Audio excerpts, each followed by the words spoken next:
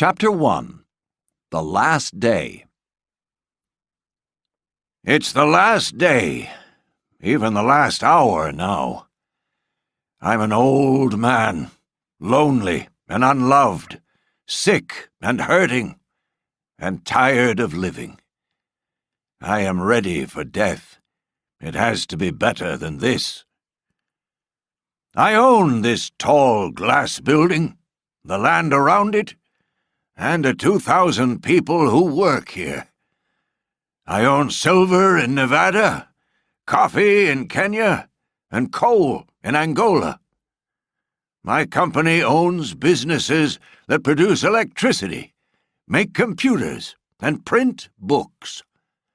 I'm worth more than $11 billion. The money is my greatest problem.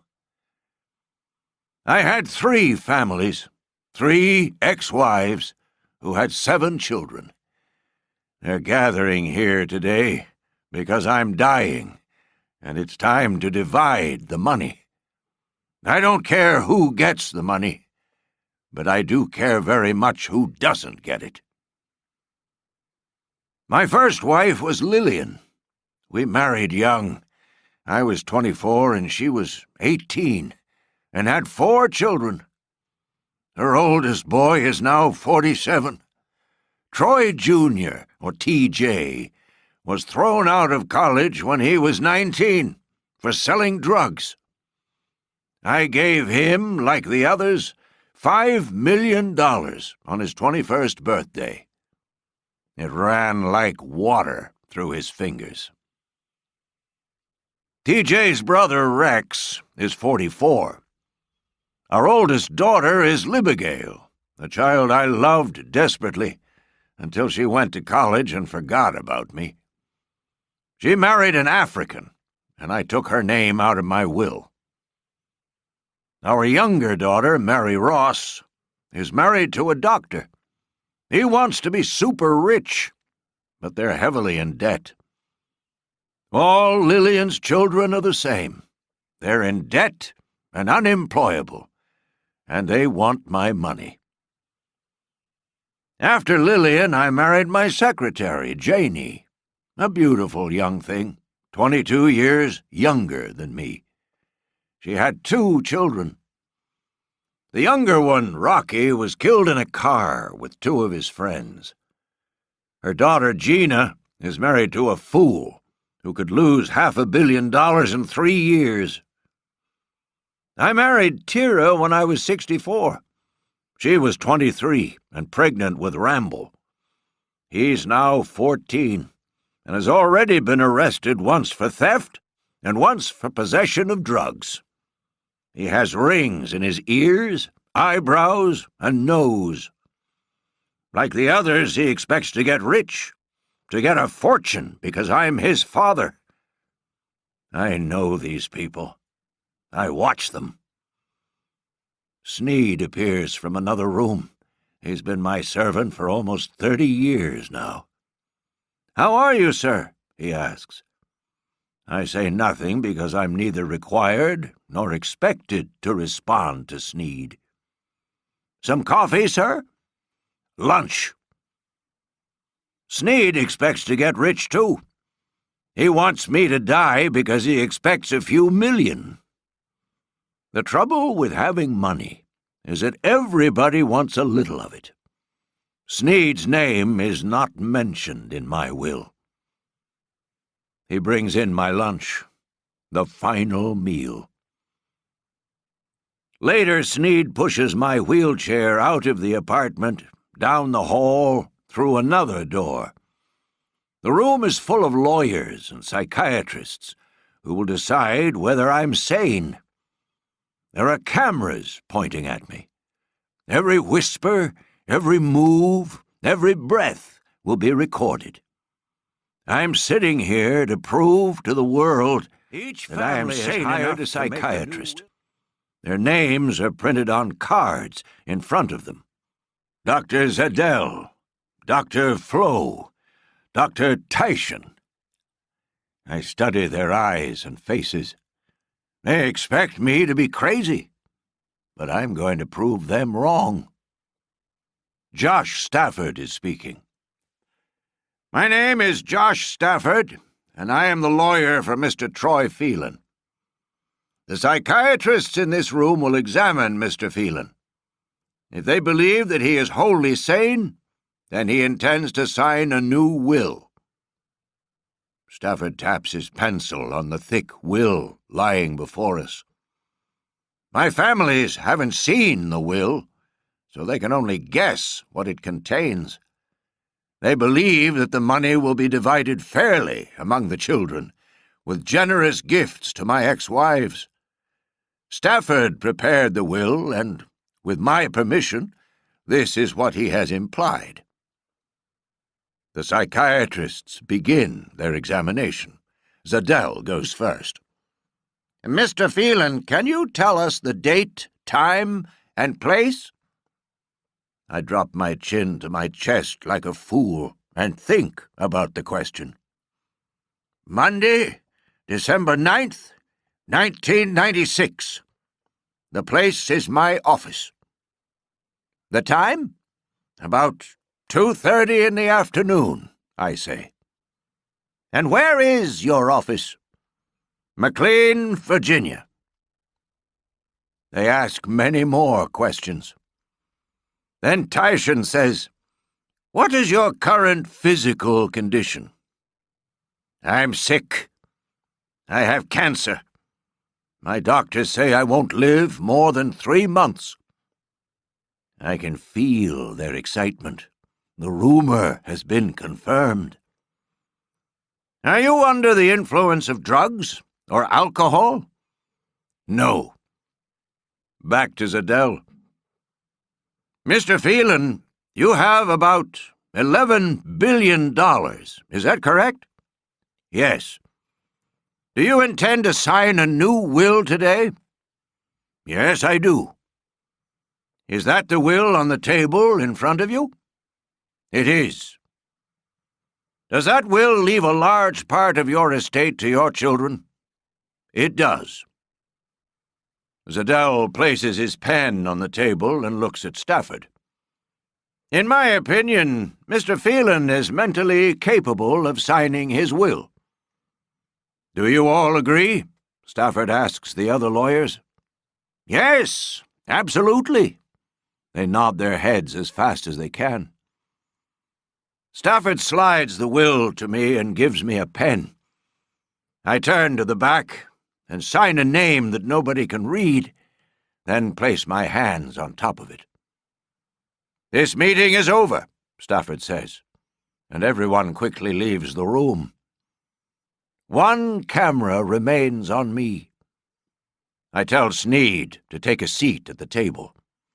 Stafford and one of his partners, Durbin, are also seated. When we're alone, I produce an envelope from my pocket. I remove from it 3 pieces of yellow legal paper. Stafford, Durbin, and Sneed look confused. This is my real will, I announce, taking a pen. I wrote it a few hours ago, dated today, and now signed today. I write my name again. This replaces all previous wills, including the one I signed less than 5 minutes ago. I put the papers back in the envelope and push it across the table to Stafford. At the same time, I rise from my wheelchair. My legs are shaking. Just seconds now. Surely I'll be dead before I hit the ground. Hey, someone says, Sneed, I think. But I'm moving away from them. I walk, almost run, past a row of chairs to the big sliding doors which are unlocked. Stop, someone shouts, and they're moving behind me. I grab the handle and open the door. The air is very cold. I step onto the narrow balcony and, without looking down, I throw myself over the edge. Chapter 2. Troy Phelan's Testament. Sneed reached the balcony just in time to scream in horror. Then he watched helplessly as Mr. Phelan fell silently, growing smaller and smaller until he struck the ground. Sneed stared in disbelief. Then he began to cry. Josh Stafford was a step behind him and witnessed most of the fall. It took him a minute or two to recover from the shock and start thinking like a lawyer again. He watched the family down below collect around Phelan's body. Then he went back into the room. The camera was still on. Sneed faced it, raised his right hand and swore to tell the truth, then explained what he'd just witnessed. Stafford opened the envelope and held the yellow sheets of paper close enough for the camera to see. "Yes, I saw him sign that," Sneed said. "Just seconds ago." "Did he say this was his last will and testament?" "He called it his testament." Stafford made Durbin repeat the same statement, then placed himself in front of the camera and gave his version of events. When he finished, he told Sneed to leave the room. Stafford turned back to the camera and looked at the sheets of yellow paper. The first sheet was a letter. Stafford spoke to the camera. "This letter is dated today, Monday, December 9th, 1996. It is addressed to me from Troy Phelan. I will read it in full. Dear Josh, I am dead now. These are my instructions, and I want you to follow them closely. First, I want a quick examination of my body. Second, there will be no funeral. I want to be cremated and my ashes scattered from the air over my ranch in Wyoming. Third, I want you to keep my will secret until January 15th, 1997. The law does not require you to produce it immediately. Goodbye. Troy." Stafford carefully picked up the second piece of paper. "This is a one-page document. It is the last testament of Troy L. Phelan. I will read it all. The last testament of Troy L. Phelan. To each of my children, Troy Phelan, Jr., Rex Phelan, Libigail Jeter, Mary Ross Jackman, Gina Strong, and Rambo Phelan, I give enough money to pay off any debts they have today. Their future debts will not be covered by this gift.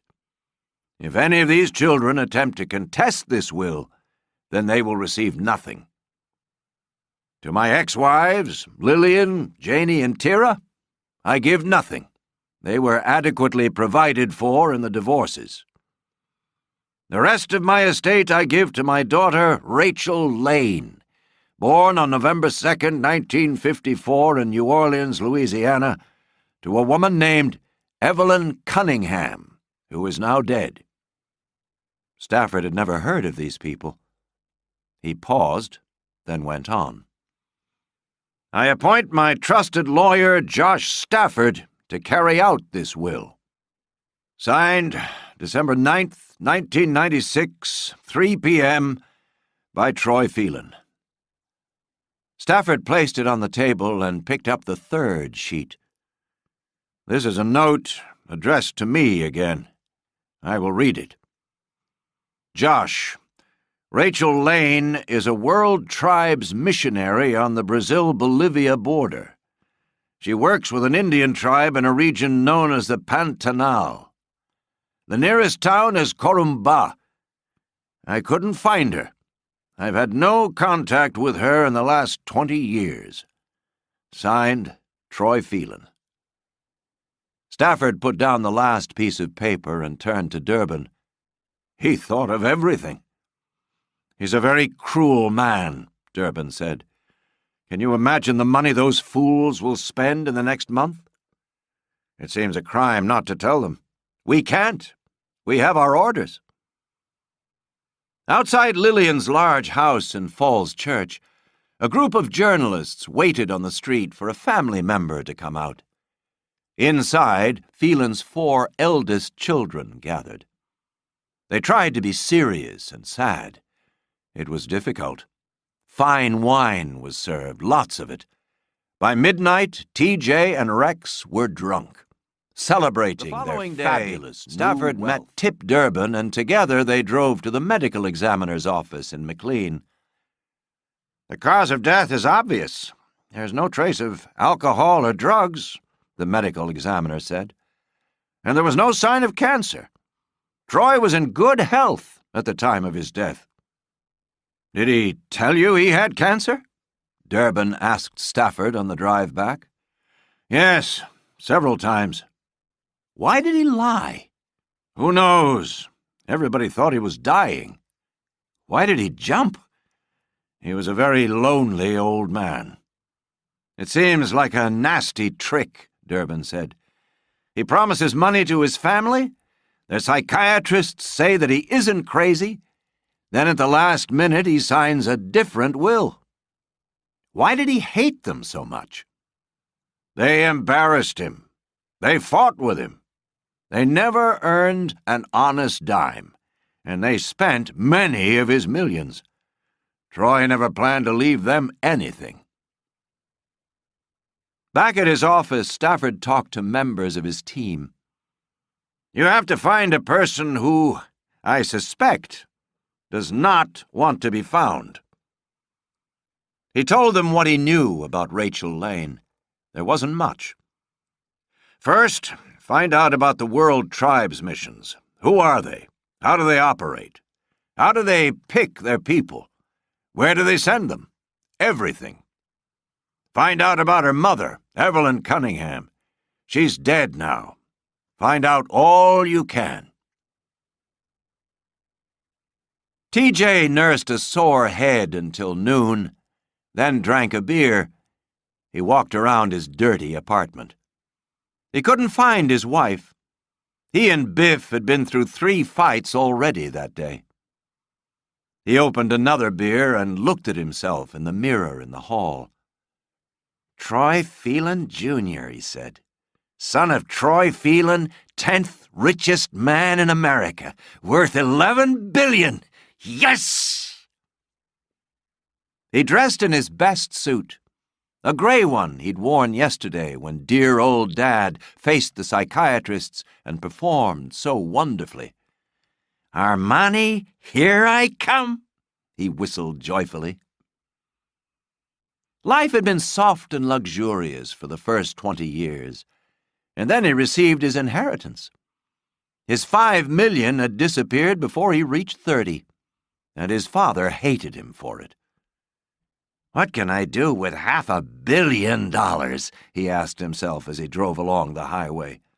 500 million tax-free! He began to laugh. His first stop was a BMW Porsche garage run by his friend Dickie. "Biff would like a Porsche, a red 911. "When?" Troy stared angrily at him. "Now!" "Sure, TJ. What about money?" "I'll pay for it the same time I pay for my black one. Also a 911. How much are they?" "About 90,000 each." "No problem. When can we have them?" "In a day or two." "When will you have the cash?" Dickie asked. "In a month or two, but I want the cars now." Dickie looked away. "Listen, TJ, I can't hand over 2 new cars without payment." "Fine. I'll go somewhere else. I could buy this whole garage, you know.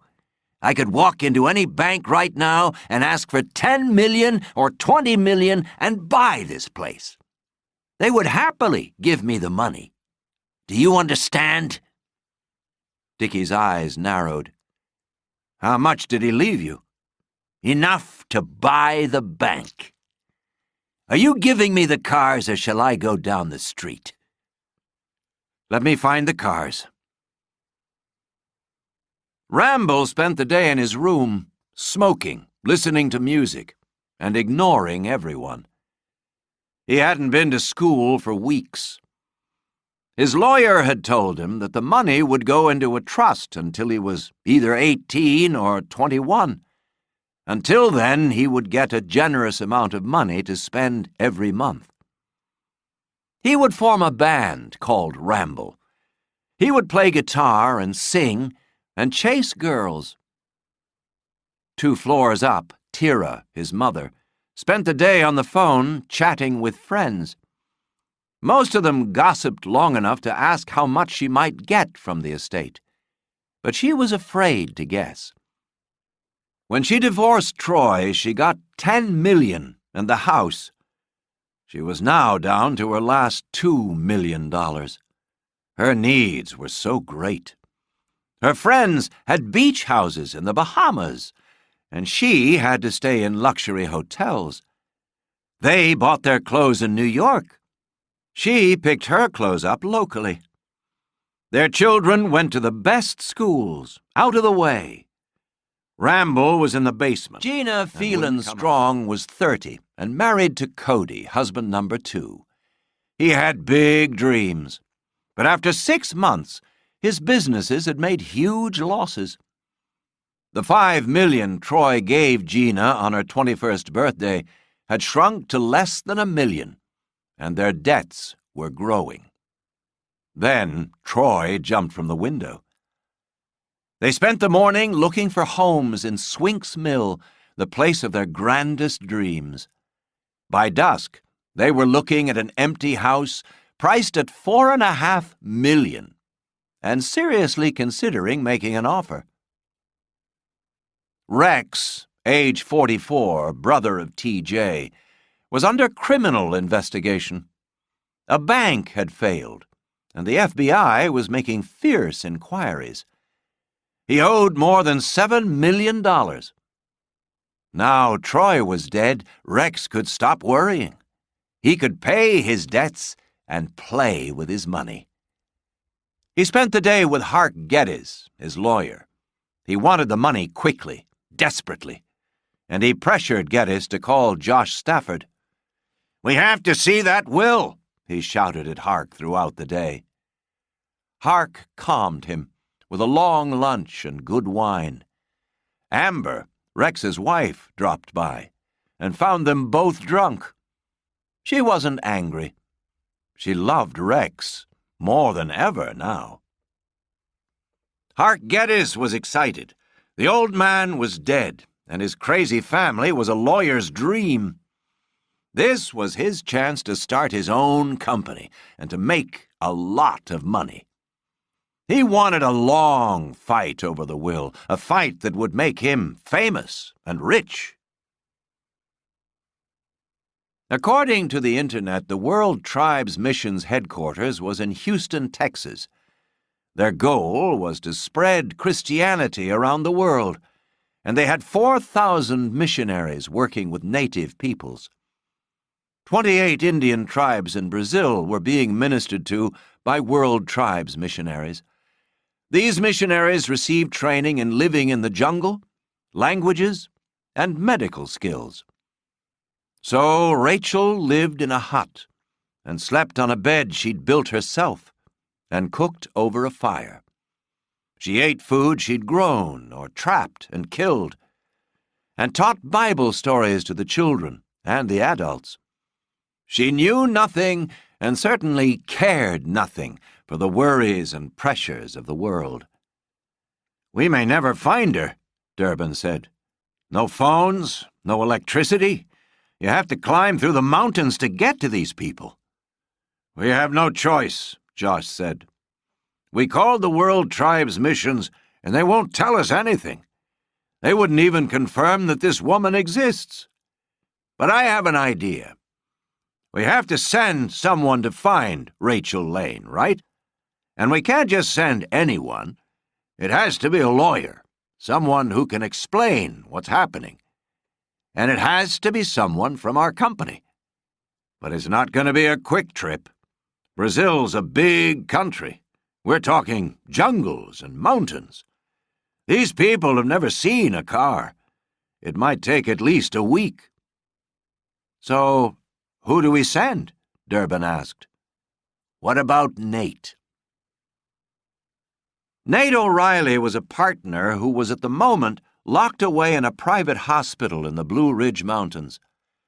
In the past 10 years, he'd been a frequent visitor to this hospital, each time trying to stop drinking and taking drugs. Now, at the age of 48, he had no money, was twice divorced, and the government was chasing him for non-payment of taxes. "He used to be an outdoor type, didn't he?" Durbin asked. "Oh, yeah. Rock climbing, diving, all that crazy stuff.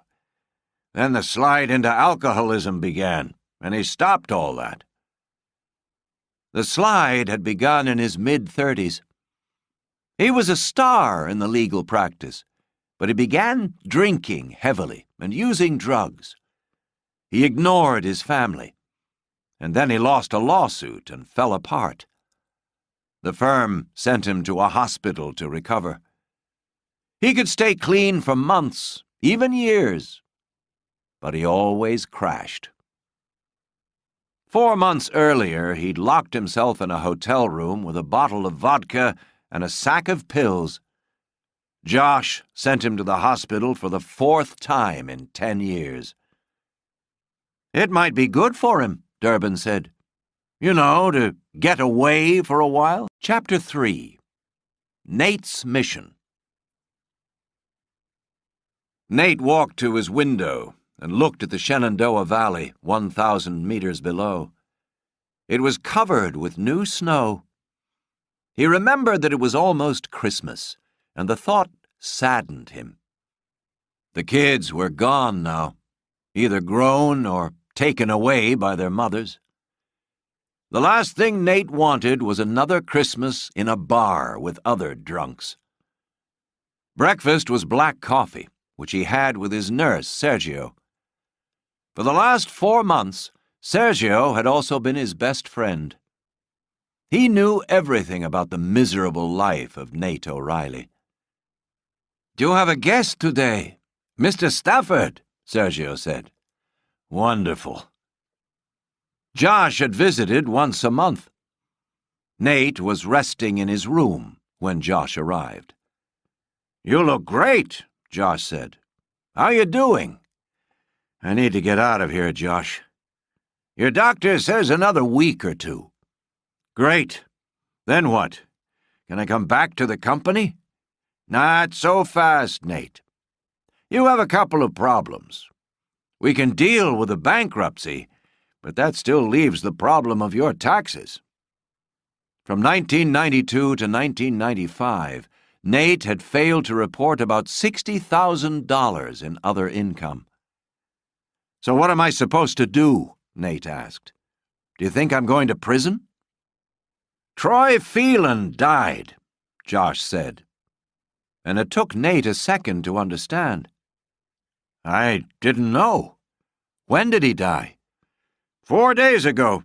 Jumped out of a window. He'd just signed 2 wills. The first prepared by me, the second and last he wrote himself. Then he jumped. He left everything to an illegitimate daughter I've never heard of. I want you to find her." "Me?" "Yes. We don't know where she is." "How much did he—" "About $11 billion before taxes." "Does she know it?" "No, she doesn't even know he's dead." "Where is she?" "Brazil, we think. She's a missionary working with a tribe of Indians." "How long will I be gone?" Nate asked. "It's a wild guess, but I'd say 10 days. There's no hurry, and she might be hard to find." "What part of the country?" "West, near Bolivia. This mission she works for sends its people into the jungles, where they minister to Indians from the Stone Age." "You want me to find the right jungle, then walk into it to find the right tribe of Indians. I tell them I'm a friendly lawyer from the States, and they should help me find a woman who probably doesn't want to be found." "Something like that. Think of it as an adventure. Someone has to go, Nate. A lawyer from our firm has to meet this woman face to face, show her a copy of the will, explain it to her, and find out what she wants to do next. It can't be done by a Brazilian lawyer." "And if I say no?" Nate asked. Josh smiled. "We'll find someone else. Think of it as a vacation. You're not afraid of the jungle, are you?" "Of course not." "Then go have some fun. You can leave next week." "I'll be there for the holidays. That's a great idea." "You want to miss Christmas? What about your kids?" There were 4 of them, 2 by each wife. 1 in graduate school and 1 in college, 2 in middle school. "I haven't heard from them." "I'm sorry," Josh said. He'd certainly heard from the families. Both wives had lawyers who'd called to ask for money. Nate's oldest child needed money for college fees. He'd called Josh not to ask about his father's health, but more important, to ask about his father's share of the firm's profits last year. "Is it in the Amazon?" "No, the Pantanal, the largest wetlands in the world." "What happens when I get back? Do I have my office? Am I still a partner?" "I don't know, Nate. This is your 4th time in the hospital in 10 years. If you went back now, you'd go back to the office and be the world's greatest lawyer for 6 months. You'd ignore the old friends, the old bars, the old neighborhoods. You'd work, work, work. Then there'd be a crack somewhere. An old friend might find you, a girl from another life. You'll slide again. I don't want that to happen." "A couple of weeks in the Brazilian wetlands is beginning to sound good," Nate said. "So you'll go?" "Yes." Josh left him a thick file on the Phelan estate and its mysterious new heir. And there were 2 books on the Indians of South America. Nate read for 8 hours. He was suddenly anxious to begin his adventure. When Sergio checked on him, he was sitting on the bed, papers around him, lost in another world. "It's time for me to leave," Nate said. "Yes, it is," Sergio replied. The heirs collected huge debts. They signed contracts for new houses. New cars were delivered. They hired people to find the right private jet and give advice about what horse to buy. Several lawyers were fired, and new ones were brought in to replace them. Landed on the desk of Judge F. Parr Wycliffe. He was thrilled to get such a famous lawsuit, and called Josh Stafford to introduce himself. "Is there a will?" Wycliffe asked. "Yes, there is a will." "Where is it? When will the money be released?" "I have it," Josh said. "My client asked me to wait until January 15th. "Why?" The reason was simple. Troy wanted his greedy children to spend a lot of money before they found out he hadn't left them anything. "I have no idea," Josh said. "What's in the will?" "I can't tell you." "I'm a little sympathetic to the Phelan family," Wycliffe said. "They have a right to know what's in the will. I think we should read it to them on December 27th. Josh wanted to laugh. Gather them all together, the Phelans and their lawyers and their new friends. Make sure the newspapers know about it. He could hear the crying and the cursing as the Phelans tried to understand what their father had done to them.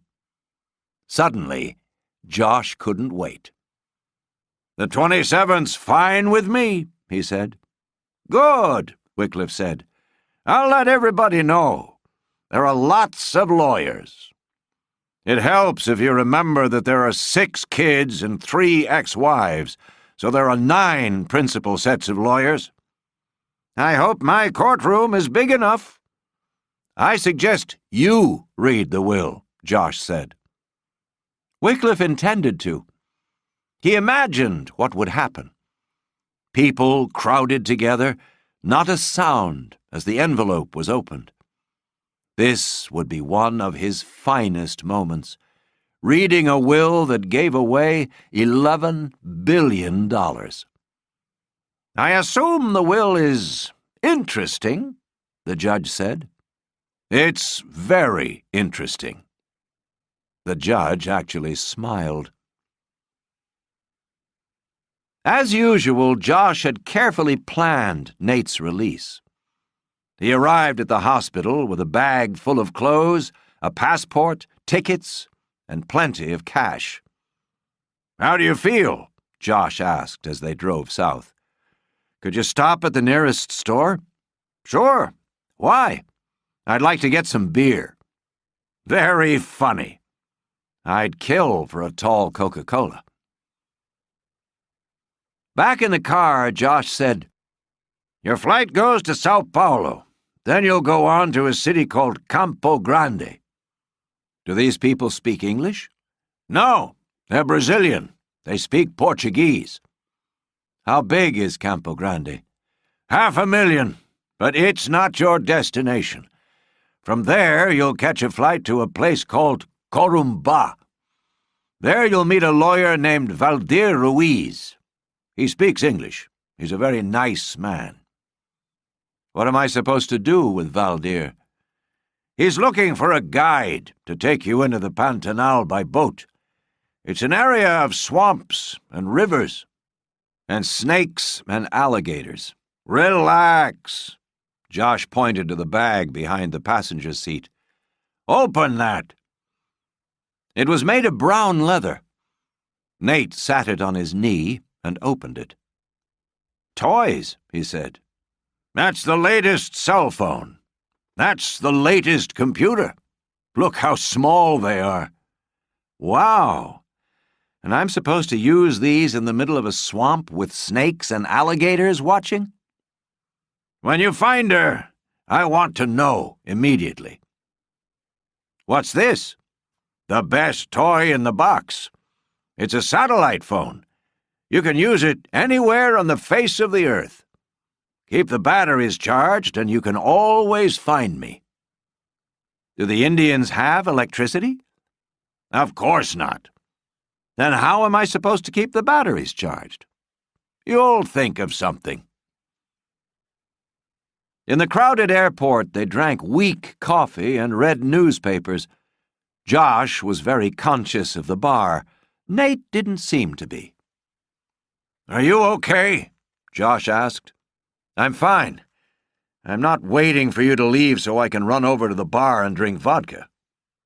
I'm not worried about you, Josh lied. Then go. I'm a big boy. They said goodbye at the gate. At midnight, somewhere over the Caribbean, Nate fell asleep. The second plane descended, and the pilot welcomed them to Campo Grande. Nate read his notes. 600,000 people. A center for the cattle trade. Lots of cowboys. Rapid growth. When he stepped from the plane, the heat hit him. 2 days before Christmas, and it was over 35 degrees. He slept most of the hour it took to reach Corumbá. Set on the Bolivian border, the city had 90,000 people and was the capital of the Pantanal. River traffic and trade had built the city and kept it going. It was a lazy, pleasant little town. Storekeepers sat outside their stores, waiting for customers and chatting with each other. Teenagers raced through the traffic on bikes. Children ate ice cream at sidewalk tables. Nate's room at the Palace Hotel was on the 8th floor. There was a narrow bed, a desk with a chair, a small refrigerator with bottled water and beer, and a clean bathroom. Nate stretched his tired body on the bed and went to sleep. Chapter 4. Into the Pantanal. Valdir Ruiz was a pleasant man, happy with life in the way most Brazilians tend to be. He worked efficiently in his small office, just him and a secretary. He was proud of his English. He produced a large air map and pointed to the Pantanal. No roads or highways. More than 100,000 kilometers of swamp. There were 4 red X's along the western edge of the map, near Bolivia. "There are tribes here," he said to Nate, pointing to the marks. "Guató and Ipicas." "How large are they?" Nate asked. "We don't really know," Valdir replied. His words very slow and careful. He was trying hard to impress the American with his English. 100 years ago, there were many more, but the tribes grow smaller. They have little contact with the outside world. Their culture hasn't changed for 1,000 years. "Do we know where the missionaries are?" "It is difficult to say." Valdir pointed at 2 of the X's. "These are Guató. There will probably be missionaries around here. You must understand that there are at least 20 different American and Canadian groups with missionaries in Brazil. It's easy to get into our country, and it's easy to move around. No one really cares who is out there and what they are doing."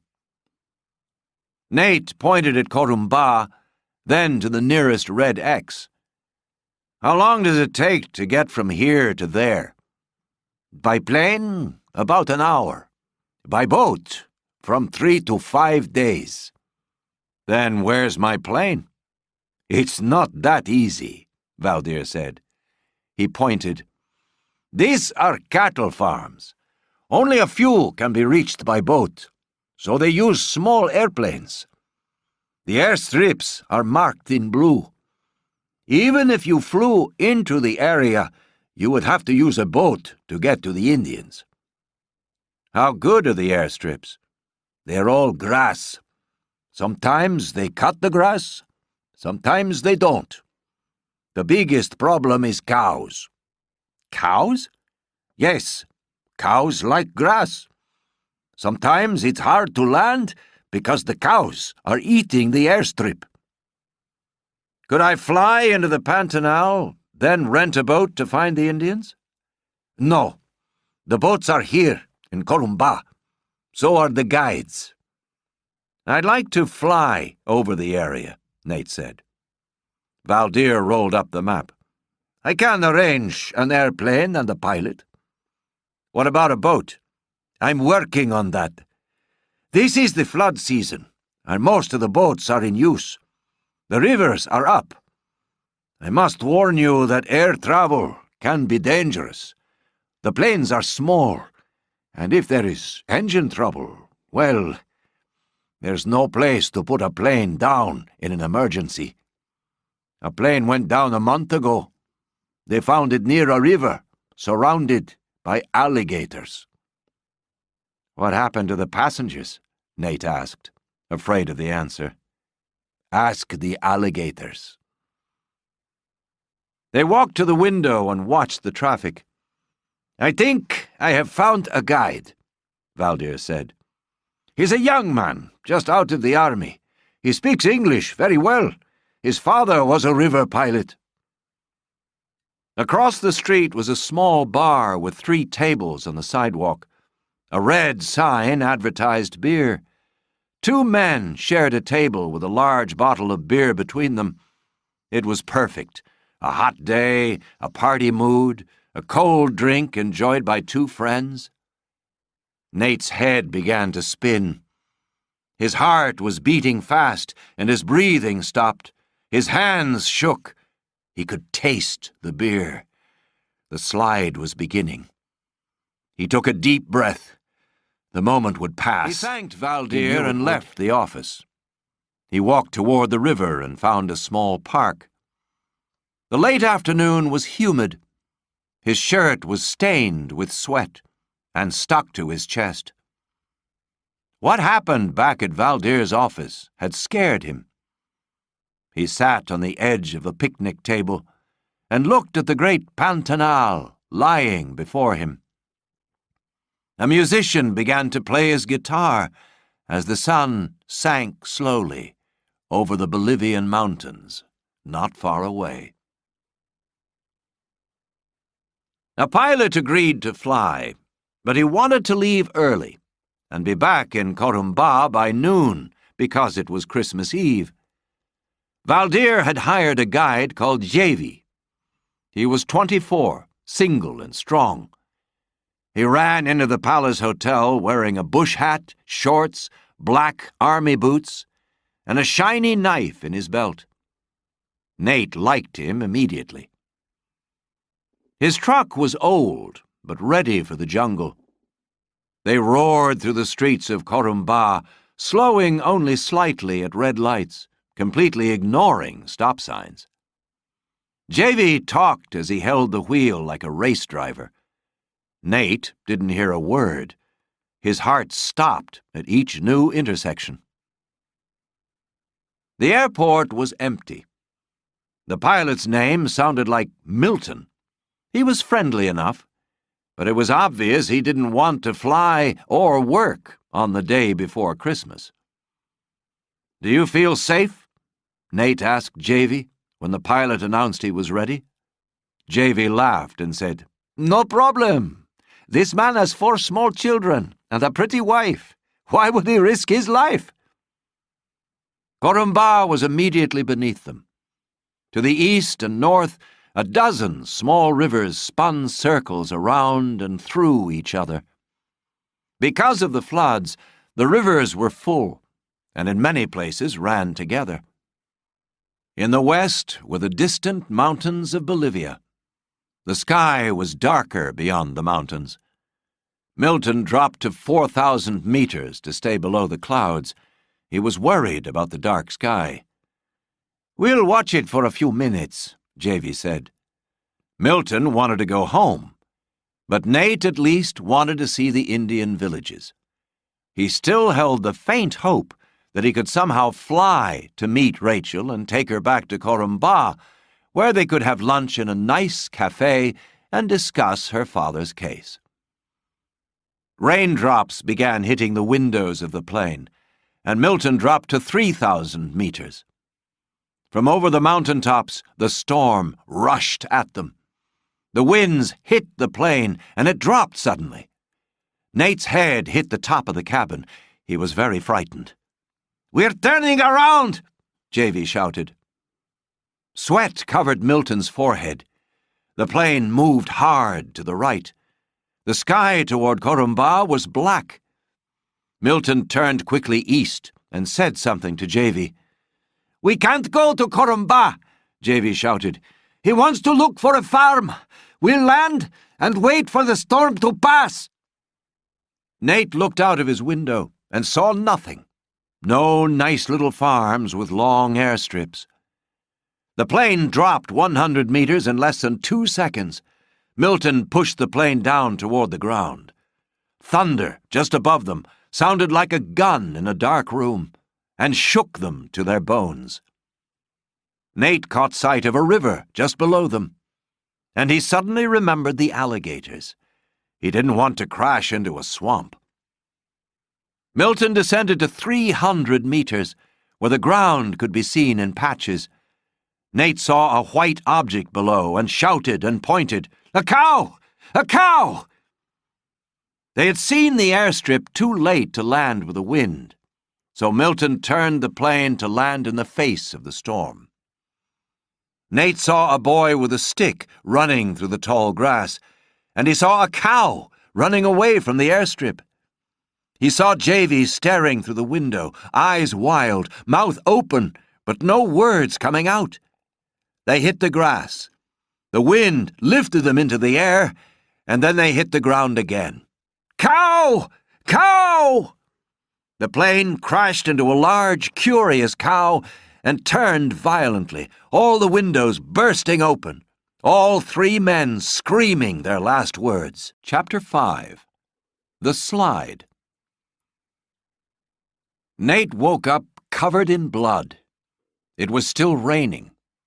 Milton and Javy were lying on top of each other, but moving and struggling to get out of their seats.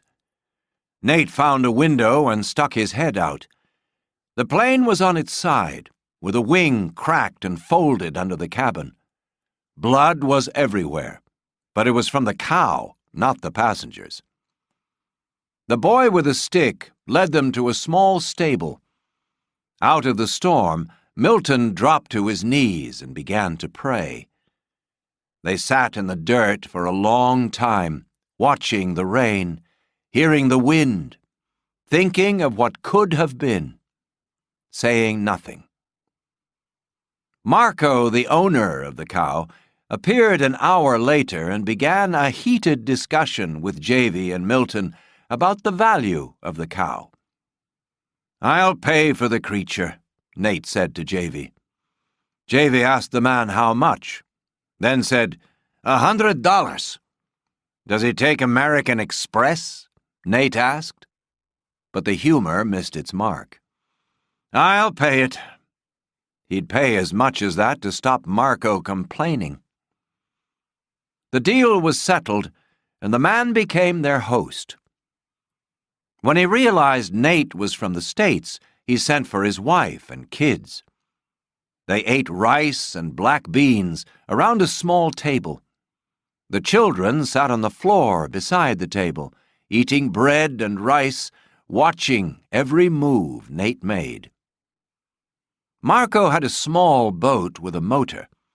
The Paraguay River was 5 hours away. Maybe he had enough gasoline, maybe he didn't. But it would be impossible to get there with all three men in the boat. Javy had a plan. There was an army base on the edge of Corumbá. When the sky cleared, Nate carefully unpacked the satellite phone and turned on the power. The signal was strong, and Marco and his family gathered around. He wondered if they'd ever seen a phone.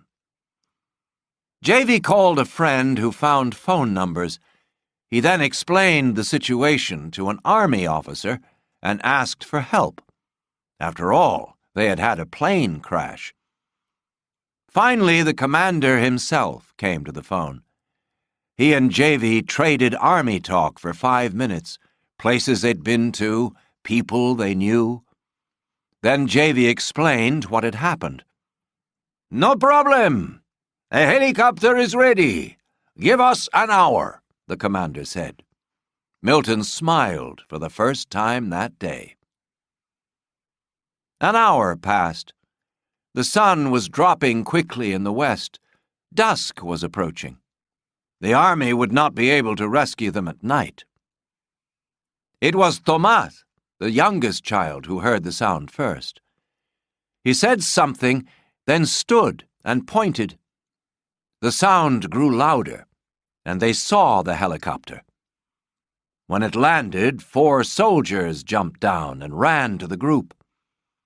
Nate knelt among the boys and gave them each $10. Then he picked up his bag and ran to the helicopter. It was dark in Corumbá when they flew over the city half an hour later. They landed at the army base west of town, where the commander met them and received their thanks. He sent them away in a military vehicle driven by a young soldier. As they entered the city, the car stopped in front of a small grocery store. Javy walked inside and returned with 3 bottles of beer. He gave one to Milton and one to Nate. After a slight hesitation, Nate took off the cap. The beer was very wet and cold and thoroughly delicious. And it was Christmas. He could handle it. The first stop was the hotel. Nate went to his room, where he undressed and stood in the shower for 20 minutes. There were 4 cans of beer in the refrigerator. He drank them all in an hour, assuring himself that this was not a slide. Things were under control. He'd cheated death, so why not celebrate? No one would ever know. A few beers here and there, what was the harm? The phone woke him. His neck, shoulders, and waist were already dark blue, neat rows of bruises where he had hit the side of the plane. "How are you?" It was Valdir. "JV said he thought you were okay." "I'm fine, just a little sore." "Very well. I have some good news. I rented a boat yesterday." "Good. When do I go?" "Maybe tomorrow. They're getting it ready. JV knows the boat." "I'm anxious to get on the river, especially after yesterday." Nate got up and moved slowly around the room. He saw the empty beer cans in the wastebasket. He would deal with that later. This was not a slide. He had nearly died yesterday, and that changed things. Every day was a gift now. Why not enjoy its pleasures? Just a little beer and wine, nothing stronger. Nate dressed and walked into town. The stores were locked, and the streets were empty. He went back to the park and looked down at the great Pantanal in front of him. Somewhere in the vast wetlands before him was Rachel Lane. She would soon be one of the richest women in the world. How would she react to the news of her good fortune? The possible answers made him uncomfortable. They had learned little about Rachel. Evelyn Cunningham, her mother, was from the small town of Delhi, Louisiana. When she was 19, she moved to Baton Rouge and found a job as a secretary in one of Troy Phelan's companies. She was a beautiful woman, and Troy spotted her during one of his visits from New York. Within a few months, Evelyn was pregnant. Troy's people arranged for Evelyn to go to a hospital in New Orleans, where Rachel was born in November 1954. Evelyn never saw her child. Troy arranged for the quick, private adoption of Rachel by a minister and his wife in Montana. Evelyn took $10,000 and returned to Delhi. She moved in with her parents, rarely left the house, and began to miss her daughter. She wrote letters to Troy, none of which were answered.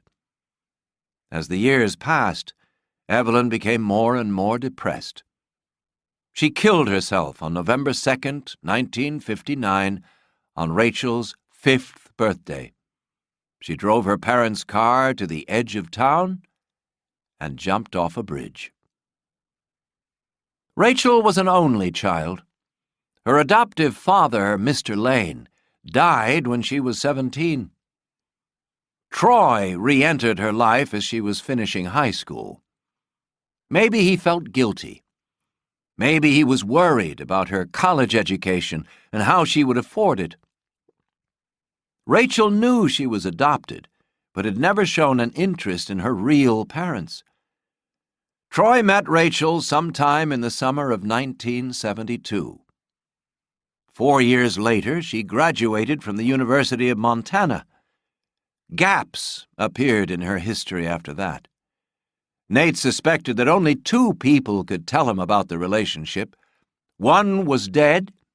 The other was living like an Indian somewhere out there, on the banks of one of 1,000 rivers. Nate walked down the block.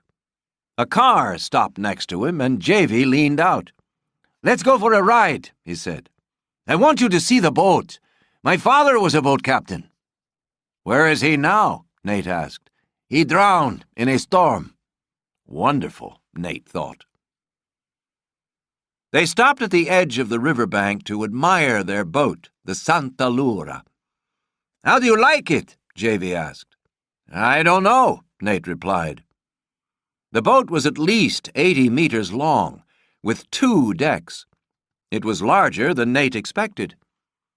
There was a small boat tied to the back, which had paddles and a motor. "No other passengers?" Nate asked.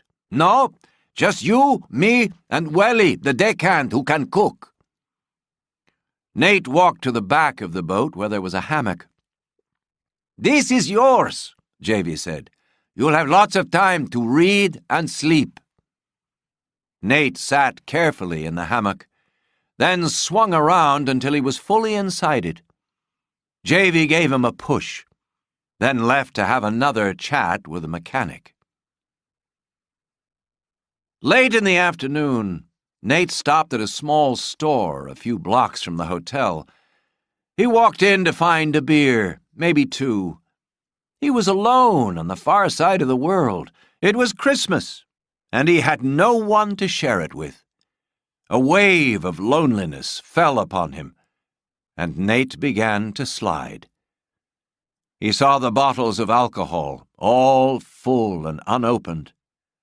His mouth was dry. He grabbed the counter and thought about Sergio back at the hospital, and Josh, and the ex-wives, and the ones he'd hurt so many times when he crashed. Nate pointed at the vodka. 2 bottles. He walked back to the hotel. It would be dark in an hour, and Corumba was gently coming to life. The sidewalk cafes and bars were opening. A few cars moved about. Nate went to his room, where he locked the door and filled a tall plastic cup with ice. He placed the bottles side by side and opened one.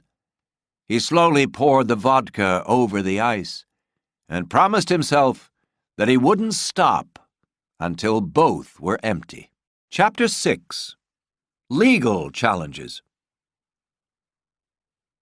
Next morning, Javy drove to the river and parked near the water's edge. The Santa Laura hadn't moved. He was pleased to see that Welly had arrived. Welly wasn't yet 18, but claimed he could cook, pilot, guide, clean, and navigate. Javy knew he was lying. "Have you seen Mr. O'Reilly?" Javy asked. "The American? No sign of him." Javy drove downtown to the hotel to find Nate. The girl at the front desk hadn't seen Mr. O'Reilly. She phoned his room and no one answered. Javy persuaded her to give him the key. The door was locked but unchained, and Javy entered slowly. The first thing he noticed was the empty bed. Then he saw the bottles. One was empty, and the other half-filled. He saw a bare foot, then stepped closer to see Nate lying between the bed and the wall. Javy gently kicked his foot, and the leg moved. At least he wasn't dead. Javy pulled Nate up from the floor and rolled him onto the bed. His eyes were swollen and still closed, his hair wild, his breathing slow. "Nate!" Javy said loudly. "Speak to me!" No response. In the bathroom, he wet a towel with cold water, then wrapped it around Nate's neck. Nate opened his mouth in an effort to speak. Where am I?" he said, his tongue thick and sticky. "In Brazil, in your hotel room. I'm alive, more or less." Javy carried Nate into the bathroom, into the shower, where he fell onto the plastic floor. "I'm sorry," Nate said over and over again. Javy left him there and went downstairs for a pot of strong coffee. It was almost 2 when Welly heard them coming. Javy parked on the bank. There was no sign of the American. Then a head slowly lifted itself from inside the car.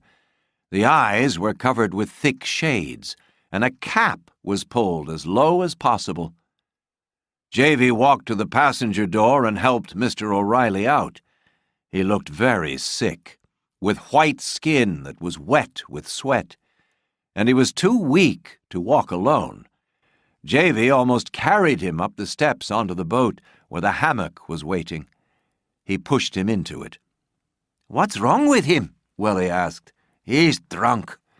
"But it's only 2:00. "He's been drunk for a long time." The Santa Laura moved away from the shore and slowly made its way for 4 past hours, Corumba, and the Santa Laura traveled slowly toward the north. The sun was beginning to fall behind the distant mountains of Bolivia. The air was light and much cooler. "The water is high," Javy said. "We'll go much faster on the return." He pointed to a place on the map. "The first Indian village is in this area. It will take 2, maybe 3 days." Nate didn't care. Time had stopped. His watch was in his pocket. He'd cheated death, and so every day now was a gift. "Are you okay?" Javy asked. "I'm fine. I feel good. This little trip will be good for me." There was a lot more Javy wanted to ask, but Nate wasn't ready to talk. He went back to his hammock with the papers Josh had given him. He put insect repellent on his arms and legs and began to read. The courtroom filled with members of the Phelan family and their lawyers. At 10 o'clock, Judge Wycliffe came in. The room was silent as he took his place at the front of the court. "Good morning," he said. Everyone smiled back. To his great satisfaction, the room was full. "Is everybody here?" he asked. "I need to identify everyone. The first papers were filed by Rex Phelan." Hark Geddes jumped to his feet. "Your Honor, I'm Hark Geddes," he said loudly. "I represent Mr. Rex Phelan." "Thank you. You may take your seat." Wycliffe went around the tables, taking the names of the heirs and their lawyers. 6 children, 3 ex-wives. Everyone was present. 22 lawyers, Wycliffe said to himself. "Do you have the will, Mr. Stafford?" he asked. Josh stood, holding a file. "I do." "You represented Troy Phelan," Wycliffe asked. "Did you prepare a will for him?" "I prepared several." "Did you prepare his last will?" There was a pause. It grew longer as the Phelans leaned closer. "No, I did not," Josh said slowly. The words were soft, but they cut through the air like thunder. The courtroom grew quiet. "Who prepared his last will and testament?" Wycliffe asked. "Mr. Phelan himself." "Oh, my God," Hark Geddes said, under his breath, but loud enough for everyone to hear. "When did he sign it?" Wycliffe asked. "Moments before he jumped to his death." "Did he sign it in your presence?" "He did. There were other witnesses. The signing was also videotaped. Please hand me the will." "What is this?" Troy Jr. whispered to the nearest lawyer. The lawyer didn't respond. Fear seized the Phelans, but there was nothing they could do. Was the money slipping away? Wycliffe cleared his throat. "I'm holding here a 1-page document that is the will of Troy Phelan. I will read it straight through." He read the will. Even Ramble heard the words and understood them. Gina and Cody started crying softly. Rex leaned forward, his face buried in his hands. Mary Ross covered her eyes as her lawyer rubbed her knee. Her husband rubbed the other one. The journalists were excited. They wanted to take notes, but they were afraid of missing a single word. Some couldn't help grinning. Wycliffe finished reading the document. He laid it down and looked around the room. The Phelans sat low in their seats. For the moment, all 22 lawyers were incapable of speech. Then they began to smile. They were going to get rich. Their clients were heavily in debt and had no choice. They had to fight the will. The lawsuit would go on. The head of South American missions was a woman named Neva Collier. She'd spent 11 years working in the mountains of New Guinea, so she understood the challenges of the 900 people whose activities she organized. And she was the only person who knew that Rachel Porter had once been Rachel Lane, illegitimate daughter of Troy Phelan. After medical school, Rachel had changed her name to wipe out her past. She had no family. Both adoptive parents had died. She had only Troy, and she was desperate to remove him from her life. After completing the World Tribes training, Rachel had told her secrets to Neva Collier. Neva had promised never to tell anyone about Rachel, including where she was in South America. Sitting in her small, neat office in Houston, Neva read the extraordinary account of Mr. Phelan's will. She'd followed the story since the suicide. Communication with Rachel was slow. They exchanged mail twice a year, in March and August. Rachel usually called once a year from a payphone in Corumba when she went there for supplies. Neva had spoken to her the year before. Rachel's last vacation had been in 1992. She had no interest in the United States. It was not her home. She belonged with her people. The lawyers met at a hotel in a large room where the tables had been hastily put together in a perfect square. There were 50 people in the room. No Phelans were present, only their legal teams. Hark Geddes started the meeting. He suggested that each lawyer briefly state his or her ideas about the lawsuit. Grit, the lawyer hired by Mary Ross Phelan Jackman and her husband, stood and demanded war. "We must challenge the will. The old man was crazy. He jumped to his death, and he gave one of the world's great fortunes to an unknown heir." "Sounds crazy to me. We can find psychiatrists who'll say he was crazy." "What about the 3 who examined him before he jumped?" someone said from across the table. "That was stupid," Grit said. "Phelan fooled you, and you guys fell for it." The head of the legal team for Gina and Cody Strong was a woman named Langhorne. She'd once been a professor at Georgetown Law School. Her lecture lasted 10 minutes and covered little new ground. Her conclusion was to challenge the will and hope for an out-of-court settlement. Libigale's lawyer, Wally Bright, was next. He had his own small company that usually handled quick divorces. He wore a dirty suit and a tie that was at least 20 years old. He had nothing prepared, no notes, no thoughts about what he would say next.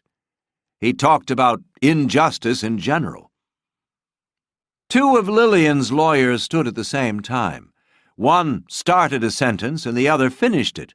They repeated what had already been said.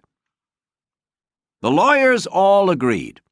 Fight, because A, there was little to lose, B, there was nothing else to do, and C, they would get paid by the hour for fighting. An hour passed before someone mentioned the contest clause in the will. The heirs risked losing what little Troy had left them if they contested the will. The lawyers spent little time considering this. They wanted to fight the will, and they knew their greedy clients would follow their advice. Not one brave voice suggested that the will be accepted. They discussed Rachel and where she might be. Should they try to find her?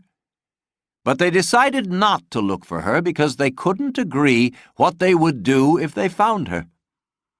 The meeting ended on a pleasant note. The lawyers gave themselves the result they wanted. They left to call their clients and proudly report how much progress they'd made. Chapter 7. Alligators and Indians. Nate spent the morning reading. Javy joined him for coffee. "So, what do you think of the Pantanal?" he asked. "It's magnificent. Were you born here?" "I took my first breath in the hospital at Corumba, but I was born on these rivers. This is my home." "You told me your father was a river pilot." "Yes. When I was a small boy, I began going with him. Early in the morning, when everybody was asleep, he would allow me to take the wheel. I knew all the main rivers by the time I was 10. "And he died on the river?" "Not this, but the Takiri to the east. 5 years ago he was guiding a boat of Germans when a storm hit them. Only the deckhand lived." He was quiet for a moment. Then he said, "A lot of people want to destroy the Pantanal. Big companies that own big farms. They are clearing large sections of land for their crops. The soil is not good, so the companies use chemicals to grow crops, and the chemicals get into the water. They run into the rivers.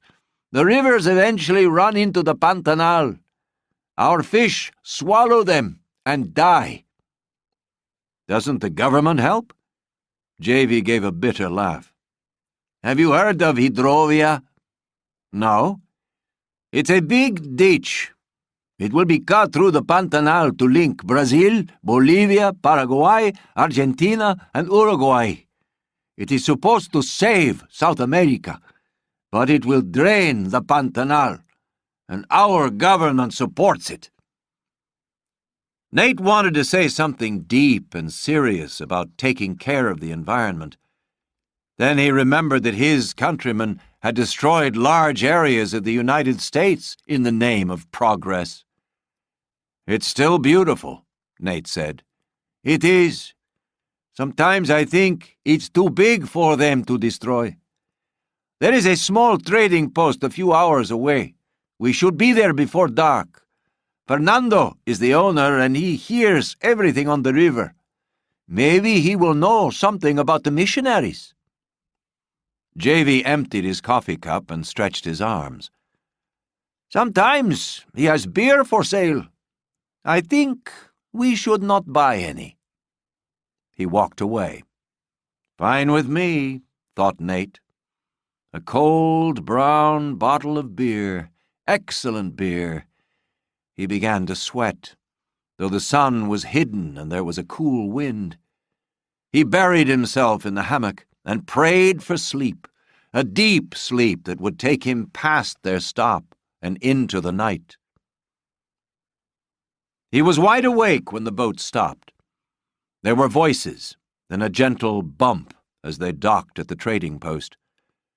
Nate swore he would remain on the boat. He would stay on the deck. The coldest beer in the world couldn't pull him away. There was no such thing as a short visit in Brazil, but finally Javy bought 30 gallons of fuel and started the engine. "Fernando says there is a woman missionary. She works with the Indians." Javy handed him a bottle of cold water. They were moving again. "Where?" "He's not sure. The Indians don't move on the river, so he doesn't know much about them." "How far is the nearest settlement?" "We should be close by morning, but we can't take this boat. Portuguese explorer We must use Pedro Alvares Cabral first stepped on Brazilian soil in 1500. The country had 5 million Indians. After 5 centuries of European civilization, only 270,000 survived. It was a sick and violent history. If the Indians tried to live with the Europeans, they caught strange diseases and died. If they fought the Europeans, they were killed by weapons more deadly than poison arrows. They were the slaves of ranchers and rubber farmers. Men with guns drove them from their homes. Priests murdered them, and armies hunted them. Now the government was also the enemy. In 1967, the agency in charge of Indian affairs used chemical weapons to kill Indians. They gave the Indians clothing that was infected with diseases. Using airplanes and helicopters, they bombed Indian villages and land with poison gas. In the 1990s, the government wanted to open up the region to the north of the Pantanal, but the Indians were still in the way. The abuse of Indians was growing as ranchers pushed deep into the Amazon with the support of the government. Nate read this sad history for 4 hours, then went to drink coffee with Javy. "Do you have any Indian blood?" he asked. Javy smiled. "All of us have Indian blood. Why do you ask?" "I've been reading the history of the Indians in Brazil. It's pretty tragic." "It is. Do you think the Indians have been treated badly here?" "Of course they have." "What about in your country?" "Not much better, I'm afraid," Nate said. It wasn't a matter he wanted to discuss. It was still dark when the engine stopped and Nate woke up. Welly was loading the small boat. 3 large gas tanks were arranged neatly in the center of the boat. "These should give us 15 hours, Javy explained. "How far away is the settlement?" Nate asked. "I'm not sure." Javy packed a small tent, 2 blankets, 2 mosquito nets, some food, and bottled water. The last item he packed was a large knife. "This is for the alligators," he said, laughing. Nate tried to ignore it. Nate took the copy of the will, folded it, and placed it in an envelope.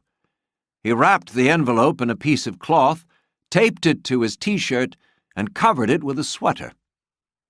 They waved goodbye to Welly. Mist settled just above the water, and it was cool. Since leaving Corumba, Nate had observed the river from the safety of the top deck. Now he was almost sitting in it. They entered the mouth of the tributary that would take them to the Indians. The water there was much calmer. On Javy's river map, the tributary was called the Cabitha. It curled like string out of Brazil and into Bolivia, and apparently went nowhere. Javy slowed the boat as they approached the first fork. A river of the same size branched to the left. Which route would keep them on the Cabitha? But all the rivers led back to the Paraguay. If they took a wrong turn, the currents would eventually lead them back to Welly. An hour later, they approached a little hut with a red roof. There were no signs of humans or animals. "In the flood season, many people in the Pantanal move to higher ground. They load up their cows and kids and leave for 3 months, Javy said. "What about the Indians?" Nate asked. "They move around too." "Wonderful. We don't know where they are, and they like to move around." Javy laughed and said, "We'll find them." Nate had completely forgotten about being eaten when they went around a bend and came close to a group of alligators sleeping in shallow water. The boat frightened and upset them. Tails moved and water splashed. But the reptiles they entered a large lake with more than a dozen little rivers twisting into it. Javy didn't know which one was the Cabitha. They saw a man fishing at the side of the lake. When they were a few meters away, Javy began talking to him. Finally, he said goodbye, and they paddled away. "His mother was Indian," Javy said. "There's a settlement a few hours from here." "A few hours?" 3, maybe." Nate moved lower in the boat and found a spot on the bottom between the box of food and the fuel tanks. The boat slowed. Engine trouble wasn't something he'd worried about. Suddenly, Nate was really scared. Then they were off again, the motor roaring as if nothing had happened. It became a routine. Every 20 minutes, just as Nate was falling asleep, the steady beat of the motor would stop. JV played with the engine, then things would be fine for another 20 minutes. The first sign of the settlement came 7 hours after they left the Santa Lura. Nate saw a thin line of blue smoke rising above the trees near the foot of a hill. JV was certain they were in Bolivia.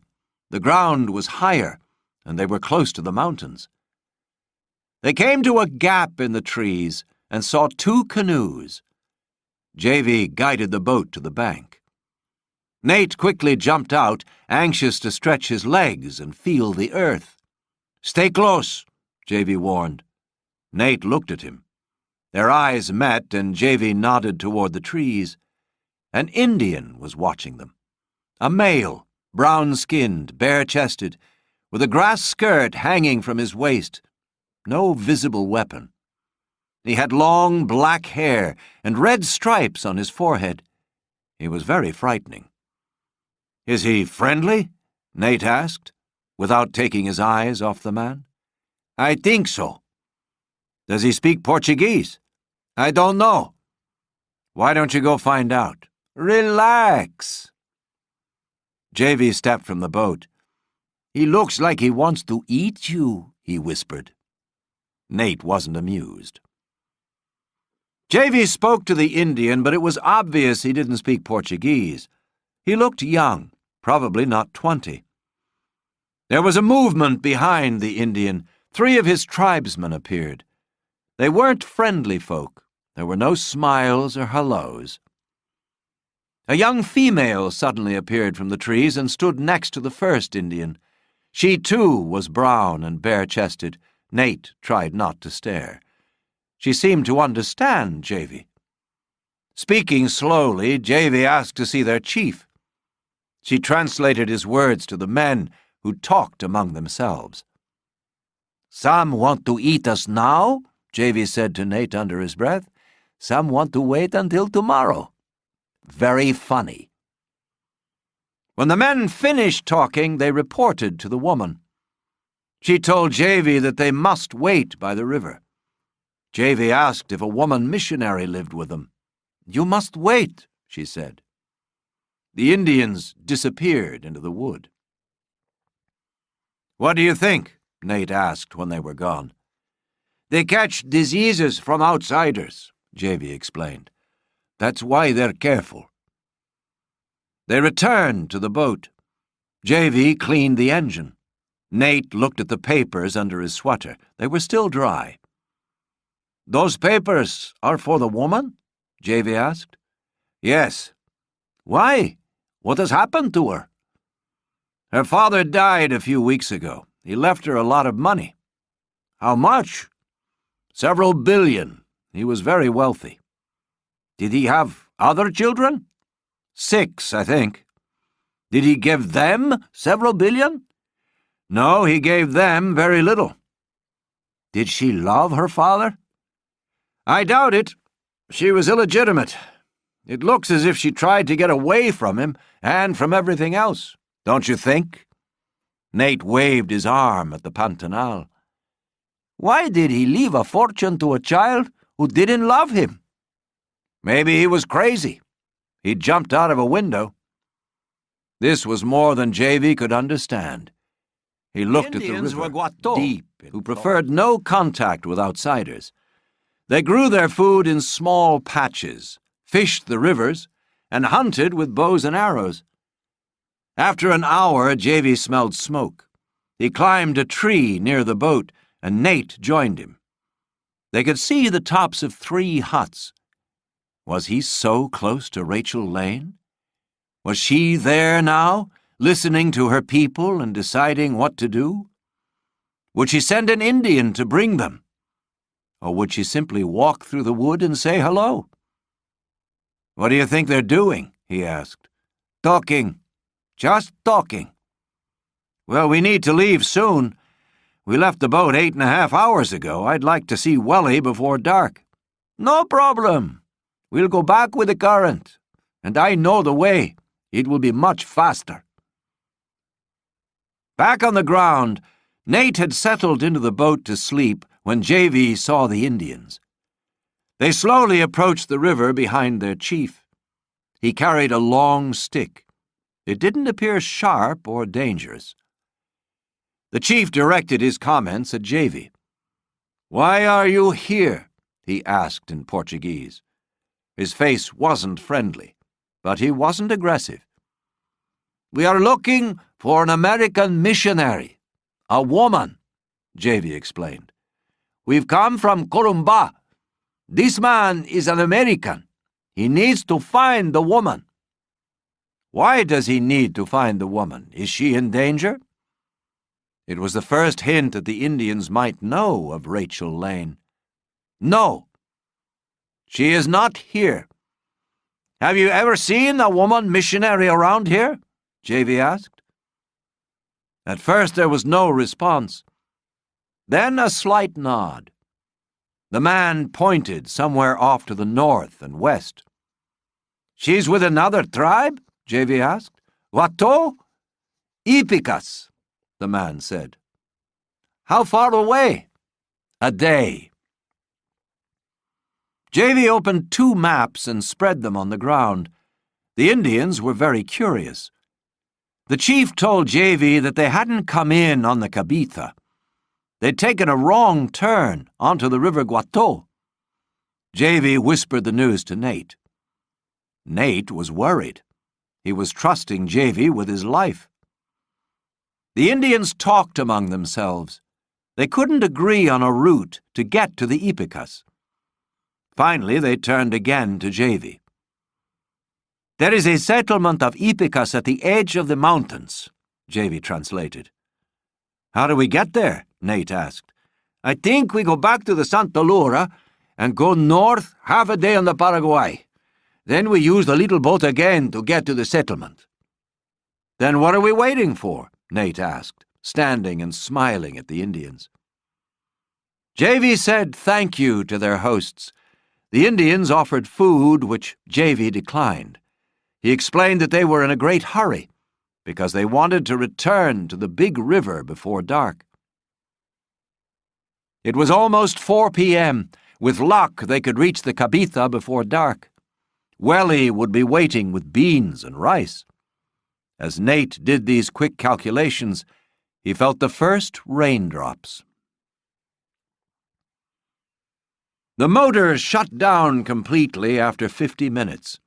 The current kept them moving, but they went very slowly. JV tried to fix the engine. He pulled the starter rope as Nate said a prayer. On the 4th pull, the engine started, though not as smoothly as before. "We'll have to go slower," JV said. "Fine, as long as we know where we are." "No problem." The storm crept over the mountains of Bolivia, then roared into the Pantanal. Nate was sitting low in the boat, watching the river to the east, when he felt the wind. The rain suddenly fell harder. He slowly turned and looked behind him. The sky was dark gray, almost black. Nate felt completely helpless. There was nowhere to hide. There was nothing except water around them, water in all directions. A strong wind swept in behind them, driving the boat forward as the rain hit their backs. Nate wanted to curl up and hide. They came to a fork in the river, then to a meeting of rivers. They could hardly see through the rain. Nate was certain they were lost. JV quickly turned the boat around. Now they raced into the storm, and it was a frightening sight. The sky was black. The current was stirring up the river. Just before dark, JV chose another small river, one of several. Then lightning came, and for a while they could almost see where they were going. The rain wasn't so heavy. The storm was slowly leaving them. "We should make camp," Javy said. "We might get lost if we keep going in the dark." "We've been lost for 3 hours," Nate wanted to say. Javy guided the boat to a bank and tied a guide rope to a tree. When the wind stopped, the mosquitoes arrived. Nate rubbed repellent on his neck and face, even his eyelids and hair. The mosquitoes were quick and vicious and moved in small black clouds. Around 11 p.m., the sky cleared, but there was no moon. Nate tried his best to get comfortable. As he stretched his legs, his T-shirt rose slightly, and a dozen mosquitoes attacked his waist. Sleep was impossible. Chapter 8. The Missionary. Flo, Adele, and Tyshan, the 3 psychiatrists who had declared Troy Phelan sane, were fired. New psychiatrists were found. Hark Geddes bought the first one at $300 an hour. The heirs couldn't pay high hourly fees to the lawyers, so the lawyers agreed to take percentages of the final settlements. Hark wanted 40%, but he and Rex finally agreed on 25%. Grit squeezed 25% out of Mary Ross Phelan Jackman. The winner was Wally Bright, who insisted on half of Libigale's settlement. None of the Phelan heirs asked if they were doing the right thing. They trusted their lawyers. No one could afford to be left out. Because Hark was the loudest of the Phelan lawyers, he caught the attention of Sneed. No one had noticed Sneed since the suicide. When the will was read, he was sitting in the courtroom, his face disguised with sunglasses and a hat. He'd left in tears. He hated the Phelan children because Troy hated them. Over the years, Sneed had been forced to do many unpleasant things to protect Troy from his families. And in return, Mr. Phelan left him nothing. Not a cent. Over the years, the old man had made many promises to take care of Sneed. He knew that he'd been named in one will. He'd seen the document himself. He would inherit $1 million when Mr. Phelan died. At the time, Mr. Phelan was worth $3 billion, and Sneed remembered thinking how small $1 million seemed. He'd occasionally asked about the matter, but Mr. Phelan had cursed him and threatened to cut him out completely. "You're as bad as my children," he'd said to poor Sneed. Somehow he'd gone from $1 million to 0, and he was bitter about it. He would join the enemies simply because he had no choice. He went to Hark Geddes' office. The receptionist explained that Mr. Geddes was very busy. "So am I," Sneed replied rudely. "Give him this envelope, it's urgent. I'll wait for 10 minutes, then I'll walk down the street to the next law office." The envelope held a note that read, "I worked for Troy Phelan for 30 years. I know everything. Malcolm Sneed." Hark appeared immediately, took Sneed into a large office, and locked the door. "So you worked for Phelan for 30 years, Hark said. "Were you with him when he jumped? Did you see him sign the will, the last one?" Sneed was prepared to lie. The truth meant nothing. What was there to lose? "I saw a lot of things," he said, "and I know a lot more. This visit is about money.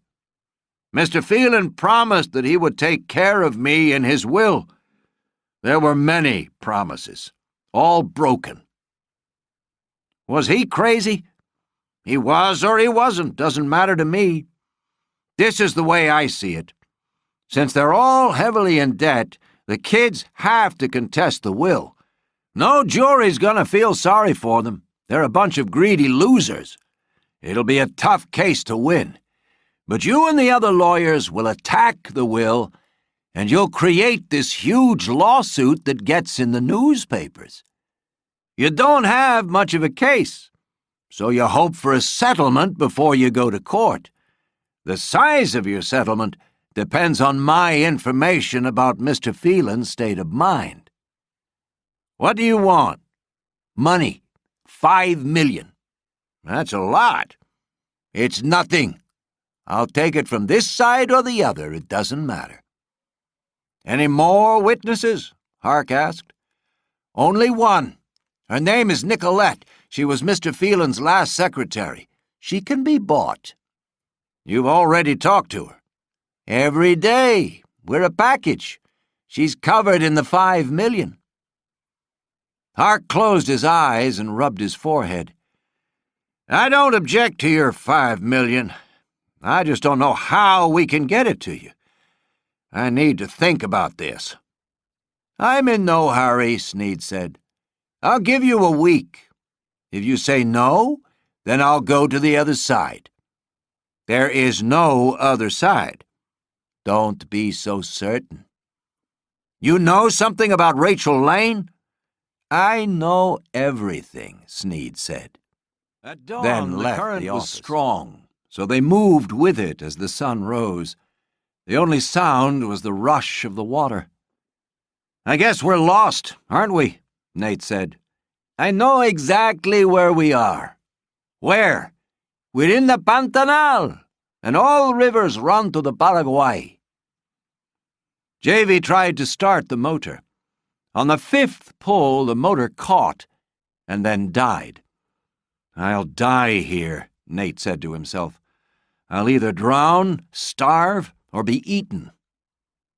To their surprise, they heard a shout. A kid of no more than 15 came toward them in a tiny canoe. A long, lazy conversation followed. What's he saying? Nate asked Javy. He says the Indians are not far away. How far?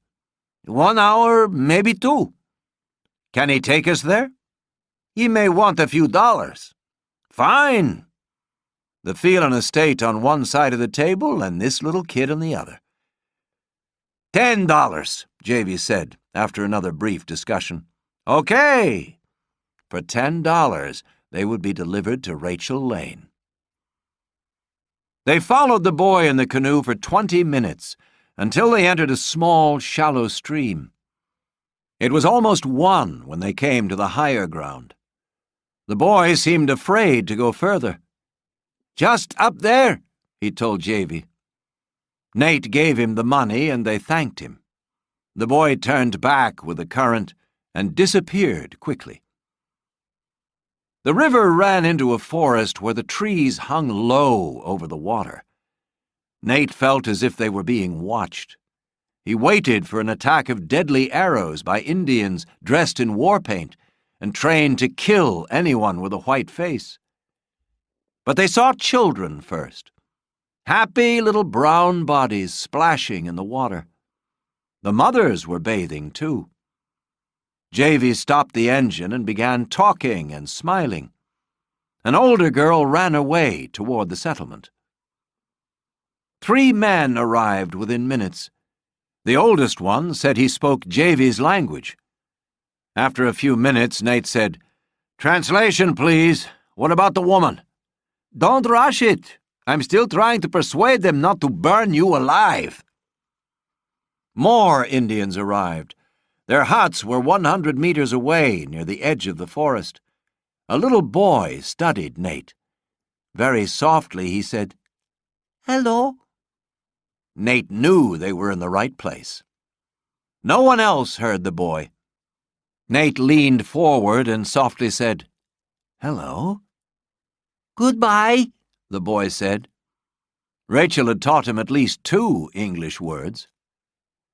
What is your name? Nate whispered.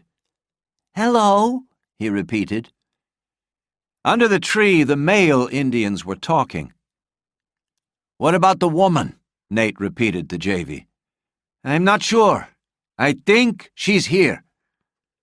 They talked some more, Then the Indians left, men first, then the women, then the children. "Did you make them mad?" Nate asked. "No, they want to have a meeting." "Do you think she's here?" "I think so." Javy took his seat in the boat and prepared to sleep. They began to walk at about 3 p.m. A small group of young men led them away from the river, along the path to the village, then out again into the woods. They crossed another trail. Eventually they saw the first hut, then smelled smoke. When they were 200 meters away, the leader pointed to a shaded area near the river. Nate and Javy were led to a bench and left there with 2 guards, while the others went to the village. They wouldn't have brought them so far if Rachel weren't nearby.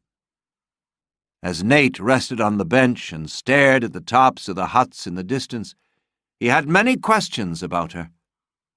What would she look like? What kind of clothes would she wear? How long since she'd seen civilization? Was he the first American to visit the village? How would she react to his presence? And to the money? Both of the guards were asleep when there was movement from the settlement. A group of men walked toward them, and Rachel was with them. Nate saw a light yellow shirt among the brown-skinned chests, and a lighter face under a hat. She was slightly taller than the Indians, and carried herself elegantly. She could have been out for a walk among the flowers, but Rachel kept walking. She removed her hat. Her hair was brown and half-gray, and very short. She was 42 years old, but she looked younger. She didn't shake hands, nor did she give them her name. "My name is Nate O'Reilly. I'm an attorney from Washington." "And you?" she said to Javy. "I'm Javy Cardozo from Corumba. I'm his guide." She looked him up and down with a slight grin. The moment was not at all unpleasant for her. "What brings you here?" she asked. "I'm looking for Rachel Lane. My company has important legal business with her." "What kind of legal business?" "I can only tell her."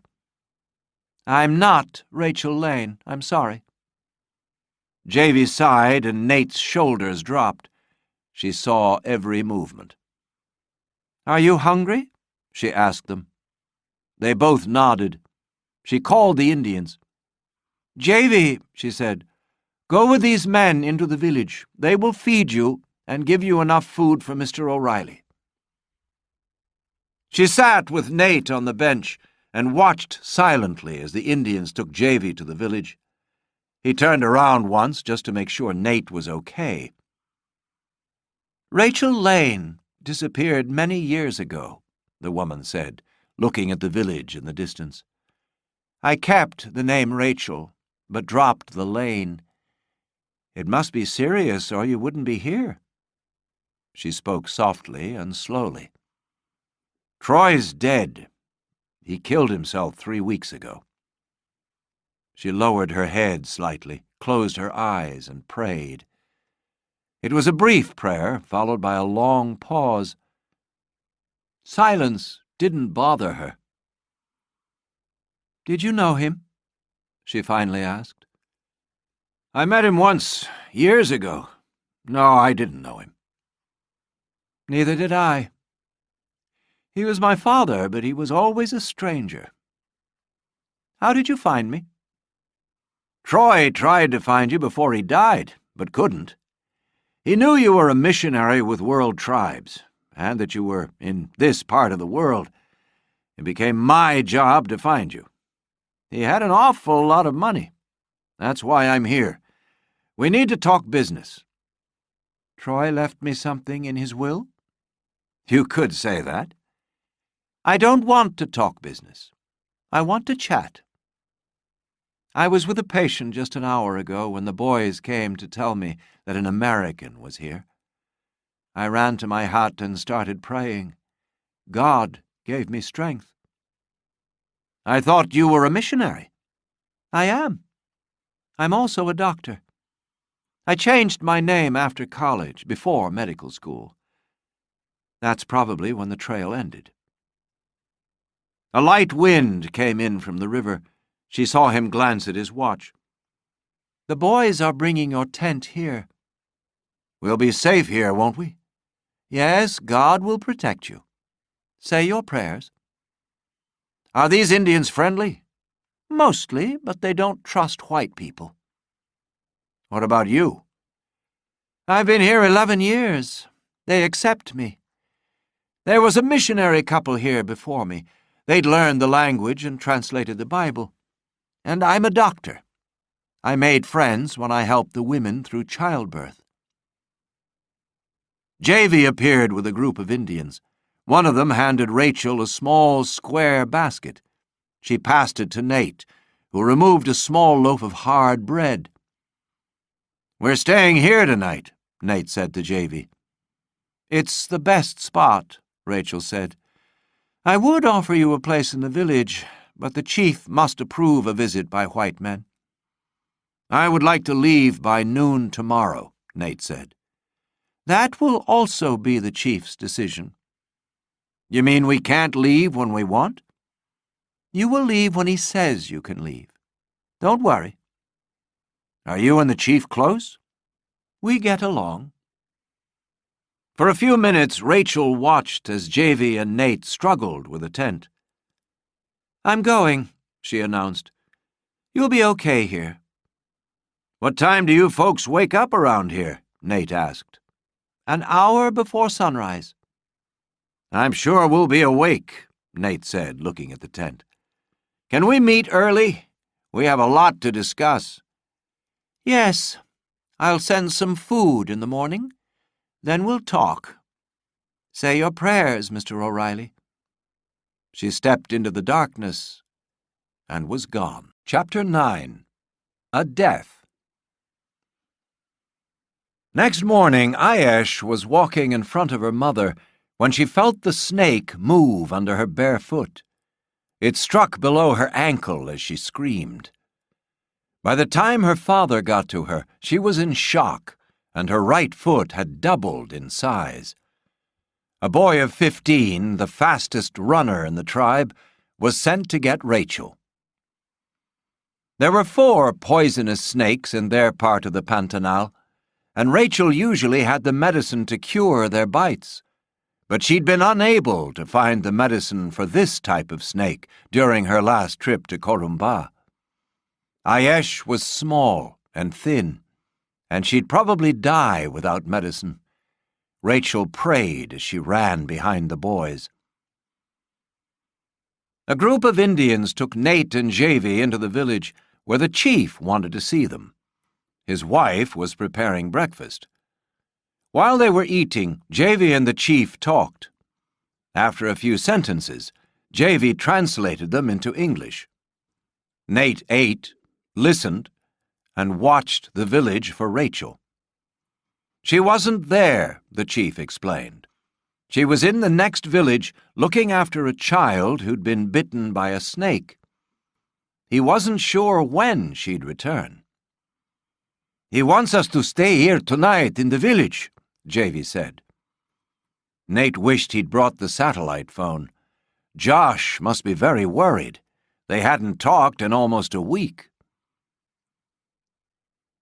Lawyer Valdir took the early call from Mr. Stafford. I haven't heard from Nate O'Reilly in days, Stafford said. We have had many storms down here. You haven't heard from your boy? No, they are together. The guide is very good. The boat is very good. I'm sure they are well. They agreed that Valdir would call when he heard something from the boat. Valdir walked to the window and looked at the busy streets of Corumba. There were many stories about people who entered the Pantanal and never came back. Javy's father had piloted the river for 30 years, and his body was never found. Welly found the law office an hour later. Valdir came out to see him. Who are you? He demanded. My name is Welly. Javy hired me to work on the Santa Laura. Where is Javy? He's still in the Pantanal. The boat sank. Javy and Mr. O'Reilly left in the small boat to find the Indians. When? A few days ago. I stayed with the Santa Laura. A storm hit, the biggest storm ever. It rolled the boat over in the middle of the night. I was thrown into the water and picked up later by a cattle boat. Where was Javy during the storm? Valdir asked. Somewhere on the Capita River. I fear for him. Valdir walked back into his office, closed the door, and returned to his window. Mr. Stafford was 3,000 kilometers away. Javy could survive in a small boat. He decided not to call Mr. Stafford for a few days. Give Javy time, and surely he would return to Corumba. During dinner, Nate heard that the girl had died. A messenger arrived and delivered the news to the chief, and it swept through the huts. As Rachel entered the village with her Indian assistant Laco, everybody stood and stared. They lowered their heads as she walked by their huts. She smiled at some, paused long enough to say something to the chief, then continued to her hut. She was tired and suffering, and anxious to get home. Laco found Nate and Javy as the sun was falling behind the mountains. Nate followed the boy along the trail to Rachel's hut. She was standing in the door. "I'm sorry about the little girl," Nate said. "She is with the Lord." She sat outside the door. The boy stood under a tree, almost hidden by the darkness.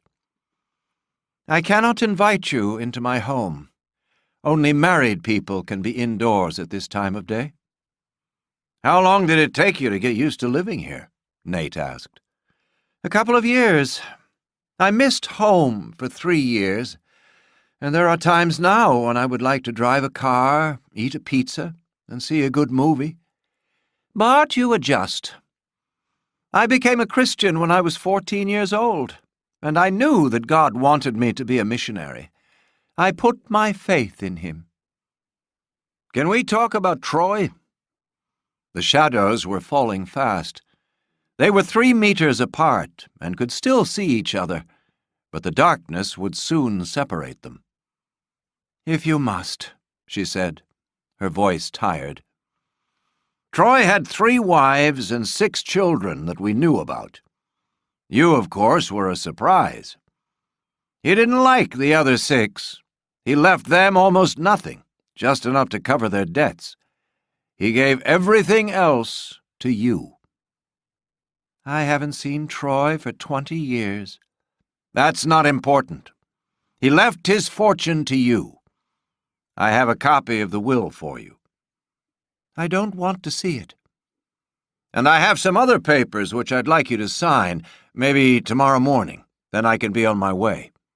"What kind of papers?" "Legal stuff, all for your benefit."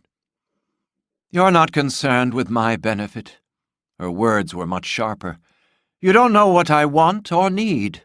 You don't know me, Nate, so how can you know what's good for me?" "Okay, you're right. But it is very important for you to see these papers and sign them. All the heirs must tell the court, either in person or in writing, that they understand the will. It's required by the law." "And if I refuse?" "Honestly, I haven't thought about that. It's routine. Everybody always cooperates." Rachel was quiet for a moment. Then she changed the subject. "Do you have family?" she asked. "I've had a couple. 2 marriages, 2 divorces, 4 children. I now live alone." "Divorce is so easy, isn't it?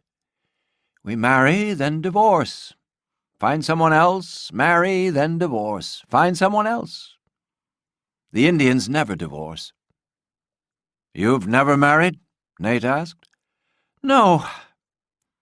I thought I was in love once in college. I wanted to marry him, but the Lord led me away. He wanted me here. The boy I loved was a good Christian, but he was weak physically. He would never have survived as a missionary. How long will you stay here? I don't plan to leave. So the Indians will bury you? Most World Tribes missionaries retire and go home. They have families to go back to. You'd have a lot of family and friends if you went back now. You'd be quite famous. That's another good reason to stay here. Money means nothing to me. You're part of a culture where everything is measured by money. People work all the time to earn money, to buy things. They want to impress other people. It's sad. You're a very lonely person, Nate. I can sense it. You don't know God. I believe in God, Nate said, truthfully but weakly. It's easy to say that, she said, her words still slow and soft. But saying is one thing, living is another. That boy under the tree is Laco. He's 17, small for his age, and always sick. Laco is the first to catch every disease. I doubt he'll live to be 30. Laco doesn't care. He became a Christian several years ago. He talks to God all day long. He has no worries, no fears. If he has a problem, he goes straight to God and leaves it there. That little Indian has nothing on this earth, but he knows that when he dies, he'll go to heaven. Laco is a wealthy boy. Very gently she touched Nate's arm and said, "You're a good person, aren't you, Nate?" No, I'm not a good person. I do a lot of bad things. I'm weak, and I don't want to talk about it. I didn't come here to find God. Finding you was hard enough. I'm required by law to give you these papers. I'm not signing the papers, and I don't want the money. I'm sorry you came. You've wasted a trip. Laco said something. He needs to go to his hut, Rachel said, rising to her feet. Follow him. Nate slowly stood. I would like to leave tomorrow, he said. Good. I'll speak to the chief. I need 30 minutes of your time to show you a copy of the will. We can talk. Josh met Judge Wycliffe and showed him the video of Troy Phelan signing his testament. They watched the first part of the video without comment.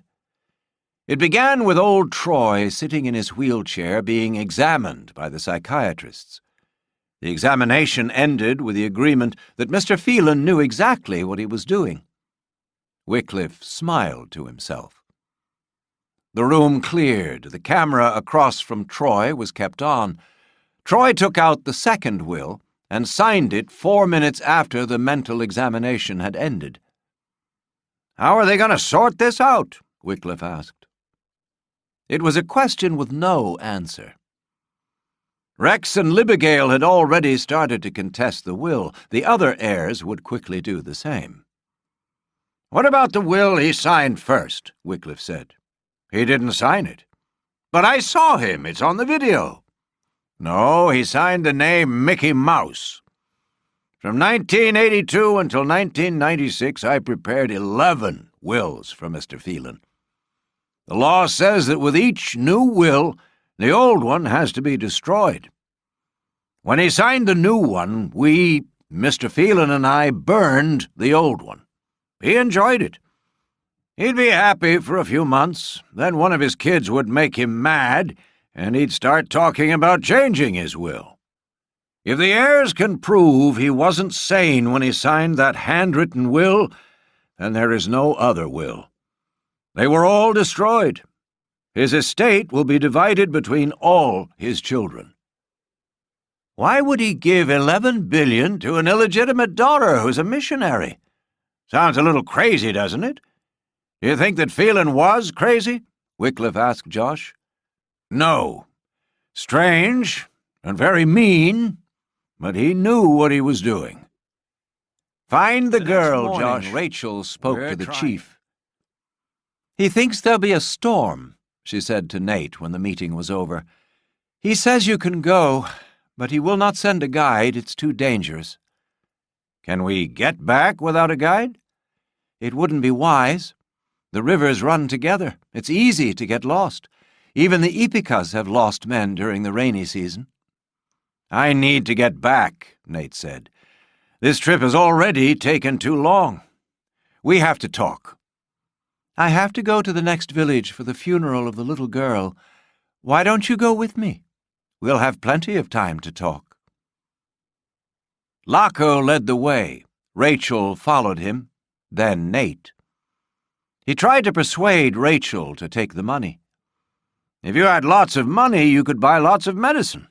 You could fill your shelves with all the medicines you need.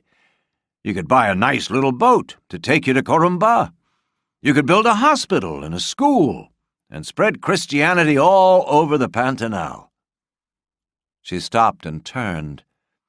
I've done nothing to earn the money, and I didn't know the man who made it.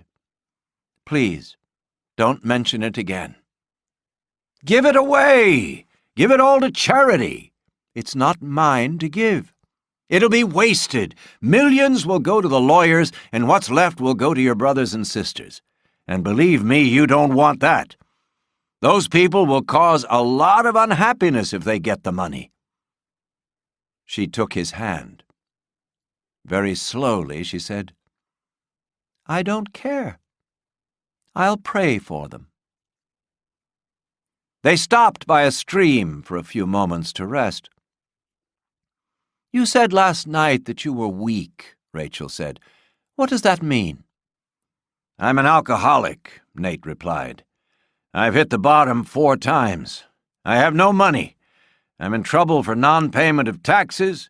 I may go to jail, lose my license, and not be able to practice law. You know about the 2 divorces. Both women dislike me, and they've poisoned my children. I've wrecked my life. Anything else? Rachel asked. Oh, yes. I've tried to kill myself at least twice. Once last August, then just a few days ago in Corumba. I almost drank myself to death on cheap vodka. You poor man. I'm sick. I have a disease. I've admitted it. Have you ever confessed to God? He won't help you unless you ask. You have to go to him in prayer. He can forgive all your sins, and you'll become a new believer in Christ. I don't know how to pray, he said. She squeezed his hand. Close your eyes, Nate. Repeat after me. Dear God, forgive my sins, and help me to forgive those who have sinned against me. Give me the strength to overcome temptations and addictions. Nate repeated her words, but he was confused. Prayer was easy for Rachel, because she did so much of it. For him, it was strange. They opened their eyes, but kept their hands together. There was an odd sensation as his burden seemed to lift. His shoulders felt lighter, his head clearer. But Nate carried so much baggage, he wasn't certain which loads had been taken away and which remained. He was still frightened by the real world. It was easy to be brave deep in the Pantanal, where there were few temptations. But he knew what waited for him at home. Your sins are forgiven, Nate, she said. We'll pray again tonight. It'll take more for me than most folks. Trust me, Nate. And trust God. He's seen worse. I trust you. It's God who worries me. She squeezed his hand tighter, and for a long moment they watched the water. I've been thinking about the funeral, Nate said. I don't want to see a dead child. Javy and I will go back to the village. Very well. I understand. Chapter 10. Fever. The storm never came. When Rachel returned in the mid-afternoon, she and Laco went straight to the chief and reported on events in the other village. She spoke to Nate and Javy. She was tired and wanted to sleep before they discussed business. Later, she and Nate walked down toward the river to the narrow bench under the trees. They sat close, their knees touching again. "Every village has a local doctor," Rachel said. "He cooks plants and roots to make his medicine. He calls up spirits to help with all sorts of problems. These doctors are my enemies. I'm a threat to their religion. They attack Christians. In a village down the river, I had a small school where I taught reading and writing. It was for the Christians, but it was also open to anyone. A year ago, we had malaria, and 3 people died. The local doctor told the village chief that the people were sick because of my school. They were being punished. The school is now closed. The parents of the girl who died are Christians. The local doctor said he could have saved the girl, but the parents didn't call him. He blamed me for her death, and he blamed God. During the funeral today, he began dancing and singing. I couldn't finish the service." Her voice cracked slightly, and she bit her lip. She couldn't cry in front of the Indians. She had to be strong all the time. But she could cry with Nate, and he would understand. "I think you should go now," she said suddenly. "I think I saw a case of malaria in the other village today. Mosquitoes carry it, and it spreads quickly. Trust me, Nate, I've had malaria twice and you don't want it. The second time almost killed me." It never occurred to Nate that she might die. If she died, it would take years to settle the Phelan estate. And he admired her greatly. She was everything he wasn't, strong and brave, happy with a simple life. "Don't die, Rachel," he said. "You're a good man. You have a good heart and a good mind. You just need some help." "I know. I'm not very strong." He had the papers in his pocket. "Can we discuss these?" She read the will slowly. "Troy didn't care for his other children," she said. "I remember the day my mother told me about him. My father had just died. Troy had found me and wanted to visit. She told me the truth about my biological parents, and it meant nothing to me. A year went by. He and my mother became friends over the phone. One day he came to our house. We had cake and tea. Then he left. He sent money for college. He started acting like a father, and I grew to dislike him. Then my mother died. I changed my name and went to medical school. I prayed for Troy over the years, the same way I pray for all the lost people.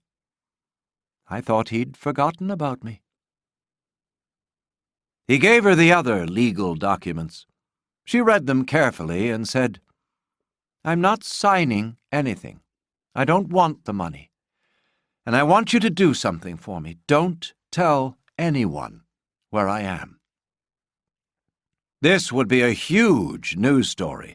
Humble missionary in jungle says no to $11 billion fortune. The journalists would come to the Pantanal with helicopters and boats to get the story. Nate felt sorry for her. "I'll do what I can," he said.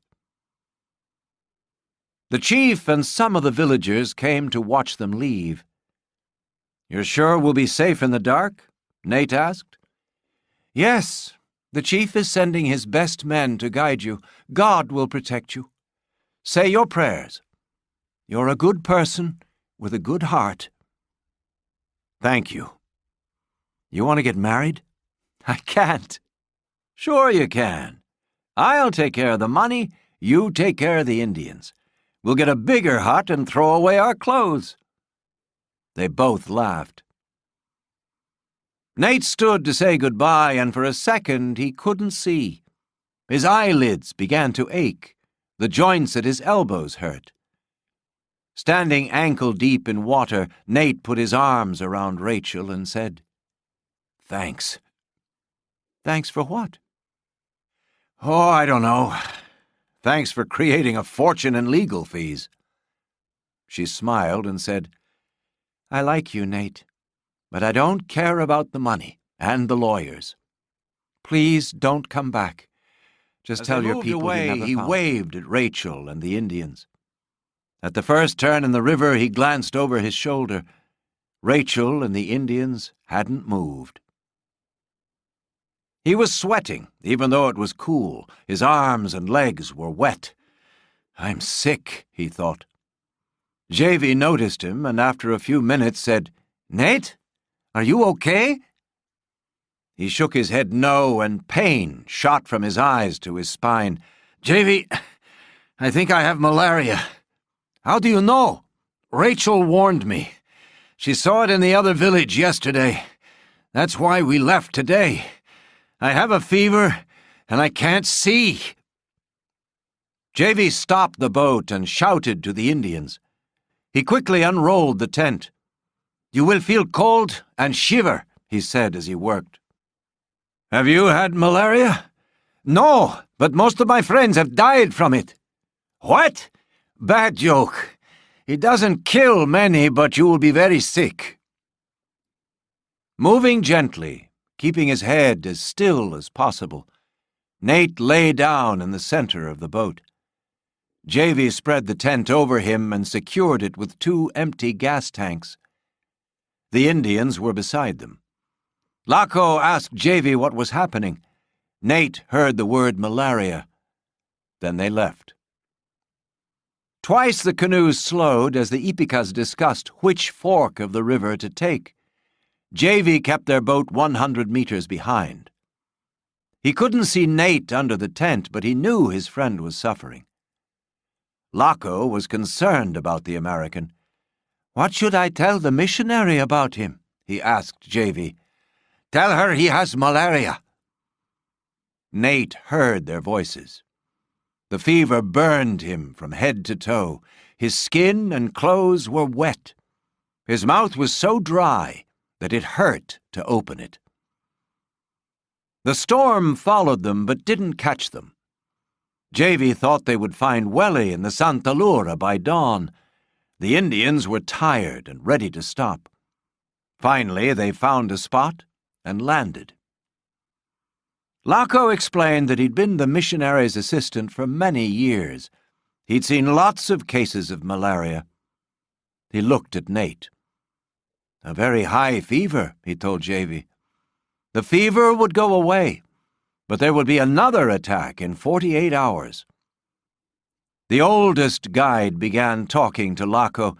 He translated for Javy, telling him to keep in the center of the river. In 2 hours, they would find the Paraguay. Javy thanked the Indians and followed the moon to the Paraguay. He arrived at the mouth of the Cabeza an hour after dawn. The Santa Lura was not there. Javy went to find the owner of a nearby house, who told him about the storm that took away the boat. "Where did it sink? What happened to the boy?" "I don't know," the old man said. "He may be dead." Nate wasn't dead. The fever went down, and when he woke he was cold and thirsty. He opened his eyes with his fingers. Every part of his body ached. There was a hot rash on his neck and chest. "Where are we?" he asked Javy. "We're at the Cabeza. Welly is not here. The boat sank in a storm. Can you make it to Corumbá?" "I'd rather just die. Lie down, Nate." They left the bank and went on toward Corumbá. In the afternoon, they stopped at Fernando's store. Fernando looked at Nate. "This is not malaria," he said, touching the rash on Nate's neck. Malaria does not produce a rash like this. Dengue does. It's similar to malaria. Fever, sore muscles and joints spread by mosquitoes. You need to get him to Corumba as quickly as possible. It was almost 2:30. Corumba was 9 to 10 hours away. Nate woke once, but couldn't see. He woke again, and it was dark. He tried to say something to Javy about water, just a small drink. But his voice had gone. Rachel lay beside him under the smelly tent, her knees just touching his. He wanted to kiss her on the cheek. "When was your last kiss?" he wanted to ask her. She was there to stop him dying. The fevers rose and fell. She patted his arm and promised he wasn't going to die. She tells everybody this, he thought. Death would be welcome. The touching stopped. He opened his eyes and reached for Rachel. In Corumba, Valdir called a doctor friend and persuaded him to meet them at the hospital. They raced through town in Valdir's car, ignoring lights and signs. "Did you find the woman?" Valdir asked Javy. "What did she say?" "I don't know. I didn't really talk to her. I think she liked our friend back there." Nate was curled tightly in the back seat, hearing nothing. The doctor studied the rash, which began at Nate's chin and stopped at his waist. He was covered with mosquito bites. "Looks like dengue fever," he said after 10 minutes. Because he was a rich American, Nate got the best drugs in the hospital. The fever dropped a little. The sweating stopped. "His temperature should fall soon," the doctor told the nurse. "I'll see him again early in the morning." Nate was sleeping heavily when the nurse took him into a room with 5 other patients. He didn't see the open sores, the uncontrolled shaking of the old man next to him. He couldn't smell the waste. Like his father, Rex Phelan was good with numbers. He realized that 6 law firms were doing the same work, 6 firms fighting the same fight, each wanting a big slice of the pie. It was time for the family to get together. He decided to begin with his brother, T.J. The 2 brothers met in secret. Rex began with the Sneed story. "This is enormous," he said. "It could make or break our lawsuit. Sneed will say he was the only person with Dad when he wrote the will. He wanted $5 million, but he only wants $500,000 now. We'll find some way not to pay him the rest. We have 6 law firms all attacking the same will, and they all expect to get rich when we settle. How much are your boys getting?" "How much is Hark Geddes getting?" Troy asked. 25%. Mine wanted 30. We agreed on 20. Troy Jr. was proud that he'd made a better deal than Rex. "Let's play with numbers," Rex continued. "Imagine we hire Sneed, and he says all the right things. The estate wants to settle. We each get maybe $20 million. 5 goes to Hark Geddes, 4 goes to your boys. That's 9. So we get 31. But if we join up, then Hark will cut his fee. We don't need all these lawyers, TJ." "I hate Hark Geddes. Why don't we fire him and stick with my guys?" "Because Hark found Sneed. This is a nasty business. Hark understands it. If we work together, he'll take 20%. If we can bring in Mary Ross, then he'll cut it to 17.5. Libigale down to 15. "There's no sense fighting," Troy Jr. said sadly. "It'll cost us a fortune. It's time to make peace." Sneed arrived for a meeting with Hark Geddes with a contract he'd written himself. Hark signed it and handed over a check for $500,000. Sneed examined every word, then folded it and put it in his coat pocket. "What was the old man's state of mind the morning he died?" Hark asked. Sneed wanted to say the right thing. He was out of his mind. How much time did you spend with him? Off and on, 24 hours a day. I was on call around the clock. Who else did he spend time with? Maybe young Nicolette, the secretary. He liked her. Did he have sex with her? Would it help the lawsuit? Yes. Then they had sex all the time. Hark smiled. Look, Mr. Sneed, this is what we want. We need to know all the strange things Troy Phelan said and did. Sit down and begin writing. Talk to Nicolette. Make sure they were having sex. Listen to what she says. She'll say anything we need. How much time do I have? We would like to video you in a few days. We'll hear your stories, ask you questions, then we'll coach you. When things are perfect, you'll be ready to talk to the judge. Sneed left in a hurry. He wanted to put the money in the bank and buy a new car. Nicolette needed one, too. Chapter 11. A New Beginning. It was the middle of the night when Nate finally woke up. He rubbed his sore eyes. His forehead was very hot. He was thirsty and couldn't remember his last meal. In the darkness of the room, somebody moved from bed to bed, finally stopping beside Nate's. She touched him gently on the arm. "Nate," she whispered, "it's Rachel." "Rachel?" he whispered. "I'm here, Nate. God sent me to protect you." He reached for her, and she took his hand. "You are not going to die, Nate," she said. "God has plans for you." He could say nothing. Slowly his eyes adjusted, and he could see her. "It's you," he said. Or was it another dream? He rested his head on the pillow. His muscles relaxed, and his joints became loose. The heat left his forehead and face, and he fell into a deep sleep. He dreamed of girls in white dresses floating in the clouds above him. They sang songs he'd never heard before, but they somehow seemed familiar.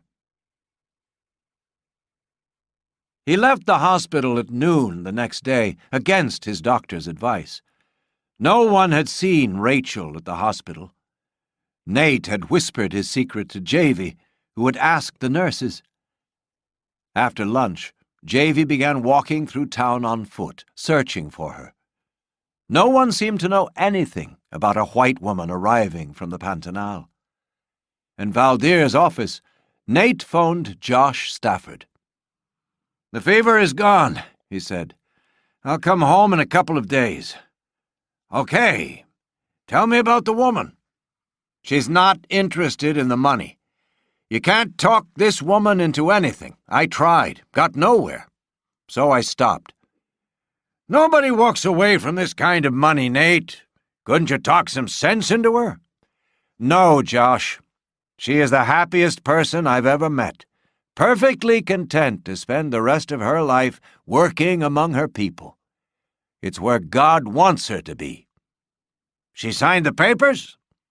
"Nope, sorry, boss. I tried to make her sign them. She'll never sign them." Javy found no trace of Rachel, and he began to doubt his friend's story. Dengue makes you see things, makes you hear voices, makes you believe in ghosts. But he kept searching. Nate also walked the streets. He saw the lights of a small church. That, he thought, is where she will be. He stopped in the door and counted 5 people among the chairs. There was no one like Rachel. 3 more people came in from the street. A young man with a guitar began to play and sing. "I need Rachel," Nate thought. "The burdens I left with her have found me again. I need her to sit with me, to hold my hand and help me pray." Nate closed his eyes and called God's name. God was waiting. With both hands, Nate gripped the back of the chair in front of him. He repeated every weakness and evil that attacked him. He confessed them all. He held nothing back. When he finally finished, Nate had tears in his eyes. "I'm sorry," he whispered to God. "Please help me." He opened his eyes and wiped his cheeks. A voice was calling him, a voice from within. But Nate was confused. Surely God couldn't be calling him. He was Nate O'Reilly, drunk, addict, lover of women, absent father, terrible husband, greedy lawyer. Nate hurriedly, until the end of the week, the church. He walked the streets, watched the crowds, checked out hotels and sidewalk cafes, and saw no one who looked like Rachel. On his last day, he stopped at Valdir's office and collected his passport. They parted like old friends and promised to see each other soon. They both knew it would never happen. Javy drove him to the airport. He wanted to spend time in the United States and asked for Nate's help.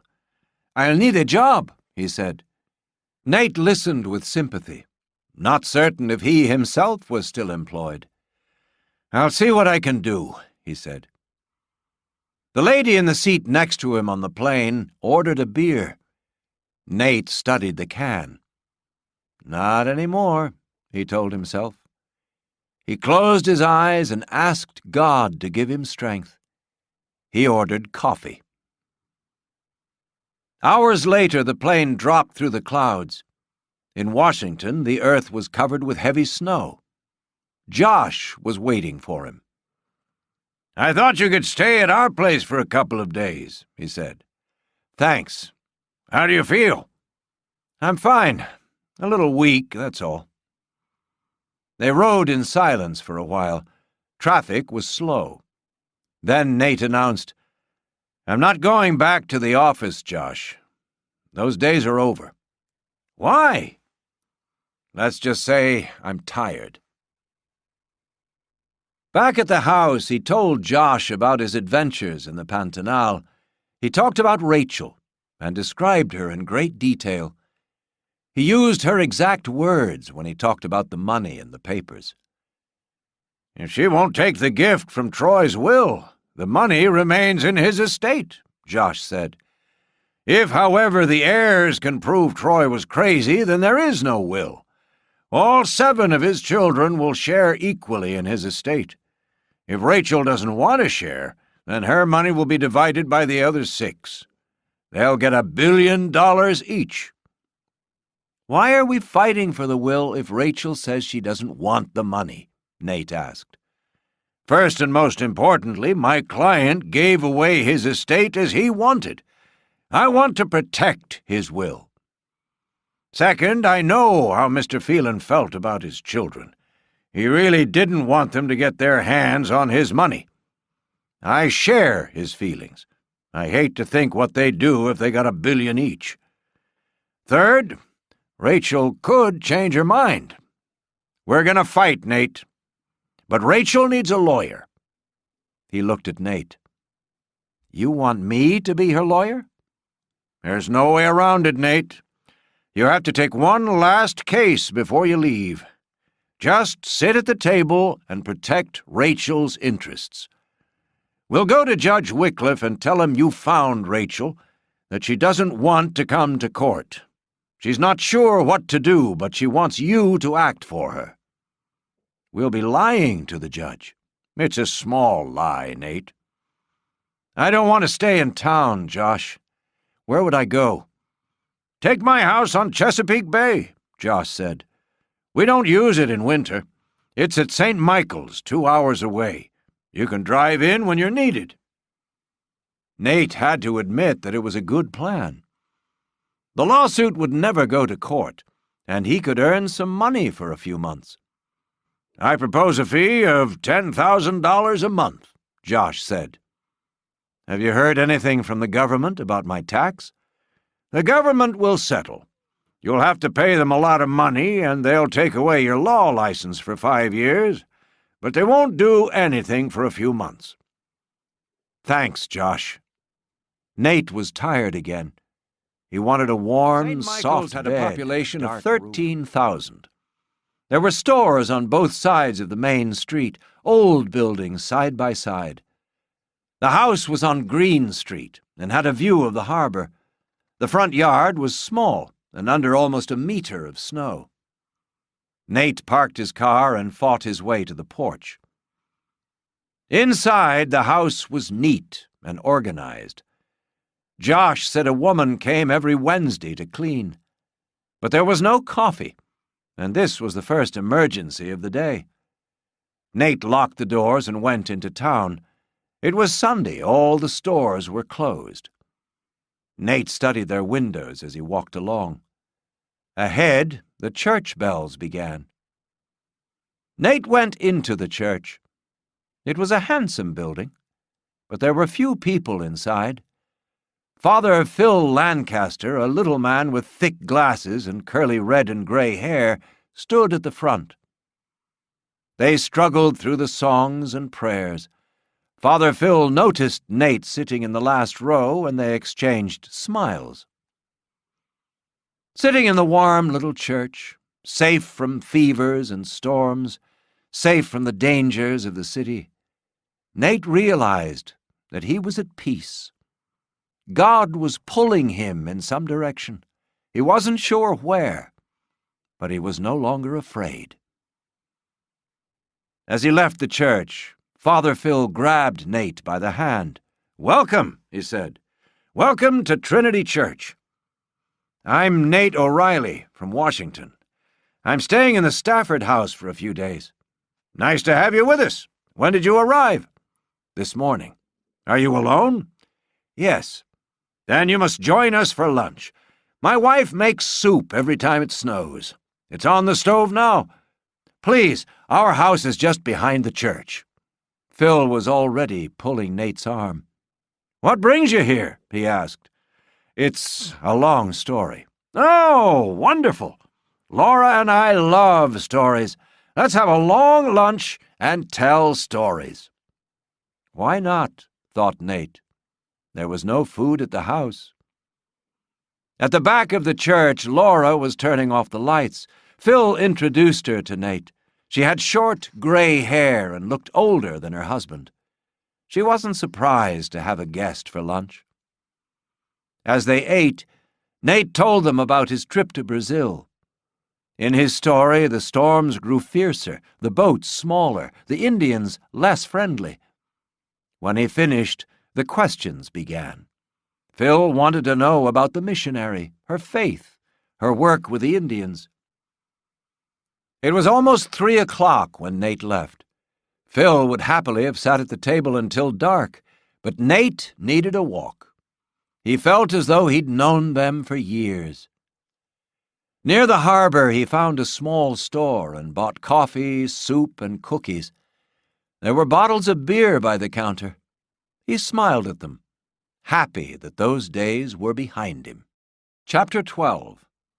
A Letter to Rachel. Mary Ross fired Grit early Monday morning. Hark Geddes now had 3 of the 4 heirs from the first family. His percentage had dropped to 17.5, but the sum he could earn was enormous. He called a meeting to tell the other lawyers. The back of Wally Bright's neck turned red with the news. He would kill Geddes if he tried to steal Libigale. "Stay away from my client," he said loudly. "We know the game you're playing. We're not stupid." Sneed came in and Hark introduced him to the group. "Now the lawyers for the other side will ask you a lot of questions first. So for the next hour or so, assume that we are the enemy." Hark began asking questions. Sneed handled them well and relaxed. Then Ms. Langhorne asked Sneed about the Phelan families. "Did you know about Rachel Lane?" she asked. "I haven't thought about that," Sneed said. "What do you think?" he asked Mr. Geddes. Hark was quick with the fiction. I guess that you knew everything about Mr. Phelan. Rachel was 10 or 11 when you went to work for Mr. Phelan. He tried to reach out to her over the years, but she would have nothing to do with him. So if he left her everything, it shows that he was crazy. Sneed repeated and expanded the story. When he finished, the lawyers were pleased. They all began to help Sneed find answers for difficult questions. For 3 hours, they built his story. Then for 2 hours, they tried to tear it down. At one point, he was nearly in tears. When he was exhausted, they sent him home and told him to practice his answers. Poor Sneed drove home in his new car. He was determined to give them what they wanted. Nate planned to read and write through the morning. His plans were changed by a phone call. "Are you busy?" Father Phil asked. "I'm at the church working in the basement. I need some help." Nate thought about the soup. There was plenty of it left. "I'll be there in 10 minutes," he said. Phil was measuring wood in the basement. "I'm building 6 classrooms for Bible study," he said. It was a big job, and Phil worked very slowly and took plenty of coffee breaks. As they worked, they talked. Nate talked about some of his troubles, including the problems with the government. "What will you do?" Phil asked. "I have no idea." "Do you trust in God?" "Yes, I think so." "Then relax. He'll show you what to do." For the next 2 days, Nate continued to help Phil in the basement. They made slow progress, but they became friends. Nate was cleaning paint from his nails on Tuesday night when Josh phoned to call him back to the real world. "Judge Wycliffe wants to see you tomorrow," he said. "What does he want?" "He has some questions about your new client. I've told him you're Rachel's lawyer.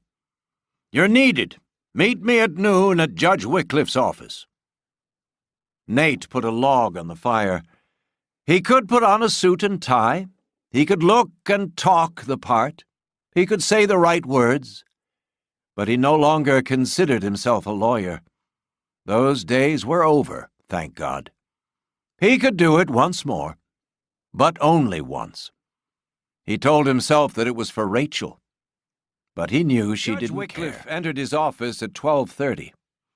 "Josh tells me you found the richest woman in the world," he said. "Yes, I did, about 2 weeks ago. And you can't tell me where she is." "She begged me not to. I promised." "Will she appear in my court?" "She doesn't have to," Josh explained. "She knows nothing about Mr. Phelan's mental state, so she can't be a witness. We can proceed with a lawsuit without her.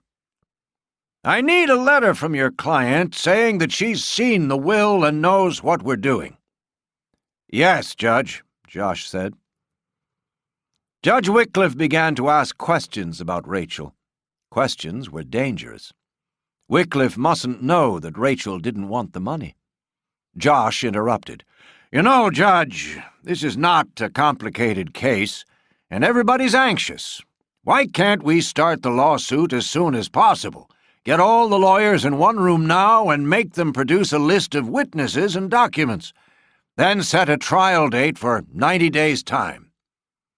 "What about you, Mr. O'Reilly? Is your client anxious to get the money?" "Wouldn't you be anxious, Judge?" Nate asked, and they all laughed. That night, Nate began a letter to Rachel. He had the address of World Tribes in Houston. He would mark the letter private and address it to Rachel Lane. Someone at World Tribes knew who and where she was. There must be some way to contact her. He wrote the date, then, "Dear Rachel." An hour passed, and he tried to think of words that would sound intelligent. Finally, he started writing about the snow. Did she miss it from her childhood? There was 1/2 meter on the ground outside his window. He told her that he was acting as her lawyer and explained what was happening about the will. He told her about Father Phil and the church and the basement. He was studying the Bible and enjoying it. He was praying for her. When he finished, the letter was 3 pages long. Nate read it twice and thought she'd like it. If she received it, he knew she'd read it again and again. Nate wanted to see her again. The story appeared in the newspapers on Friday morning. It said that Rachel Lane was acting through her lawyer, Mr. Nate O'Reilly, to fight the people who were contesting her father's will. Mr. O'Reilly had tracked down Rachel Lane, shown her a copy of the will, discussed the various legal issues with her, and become her lawyer. The Phelan lawyers were astonished by the news. They met at Ms. Langhorne's office to discuss the case. "We've seen nothing signed by this woman," Hark said. "No one knows where she is, except for a lawyer, and he's not telling. It's obvious to me that she doesn't want to come forward." "Lots of rich people are like that," Bright interrupted. "They want to keep quiet. Otherwise everybody would be beating on the door asking for money." "What if she doesn't want the money?" Hark asked. "That's crazy," Bright said, as they all considered the impossible. "It's just a thought," Hark said. "If she doesn't want it, her share will go to the other heirs." The lawyers did some quick calculations. 11 billion less taxes divided by 6. The brown envelope Sirius was sent to the desk of Neva Collier, organizer of South American missions. It was addressed for Rachel Lane, missionary in South America, personal. Inside was a letter addressed to whom it may concern, and a smaller envelope. Neva read the letter aloud. "Enclosed is a letter to Rachel Lane, one of your missionaries in Brazil. Please send it to her. I met Rachel about 2 weeks ago. I found her in the Pantanal. The purpose of my visit was a legal matter. She is doing well. I promised Rachel that I would not tell anyone where she is. She does not want to be disturbed with any more legal matters, and I agreed to her request. She needs money for a new boat and medicines. I will gladly forward a check to you. I want to write to Rachel again. Please let me know that you sent her this letter. Thanks, Nate O'Reilly." It wasn't easy to reach Rachel. Twice a year, on March 1st and August 1st, World Tribes sent packages to the post office in Corumba. These included medical supplies, Christian literature, and anything else she needed. The post office held the packages for 30 days. If Rachel didn't collect them, they were returned to Houston. This never happened. Every August, Rachel went to Corumba and called the World Tribes office. In March, the packages were sent up the river on a boat and left at a farm near the mouth of the Zeco River. Laco collected them. In 11 years, Rachel had never received a personal letter.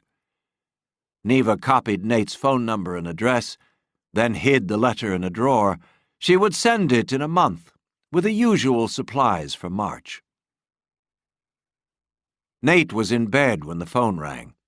A female voice said, "Nate O'Reilly, please." "This is Nate O'Reilly."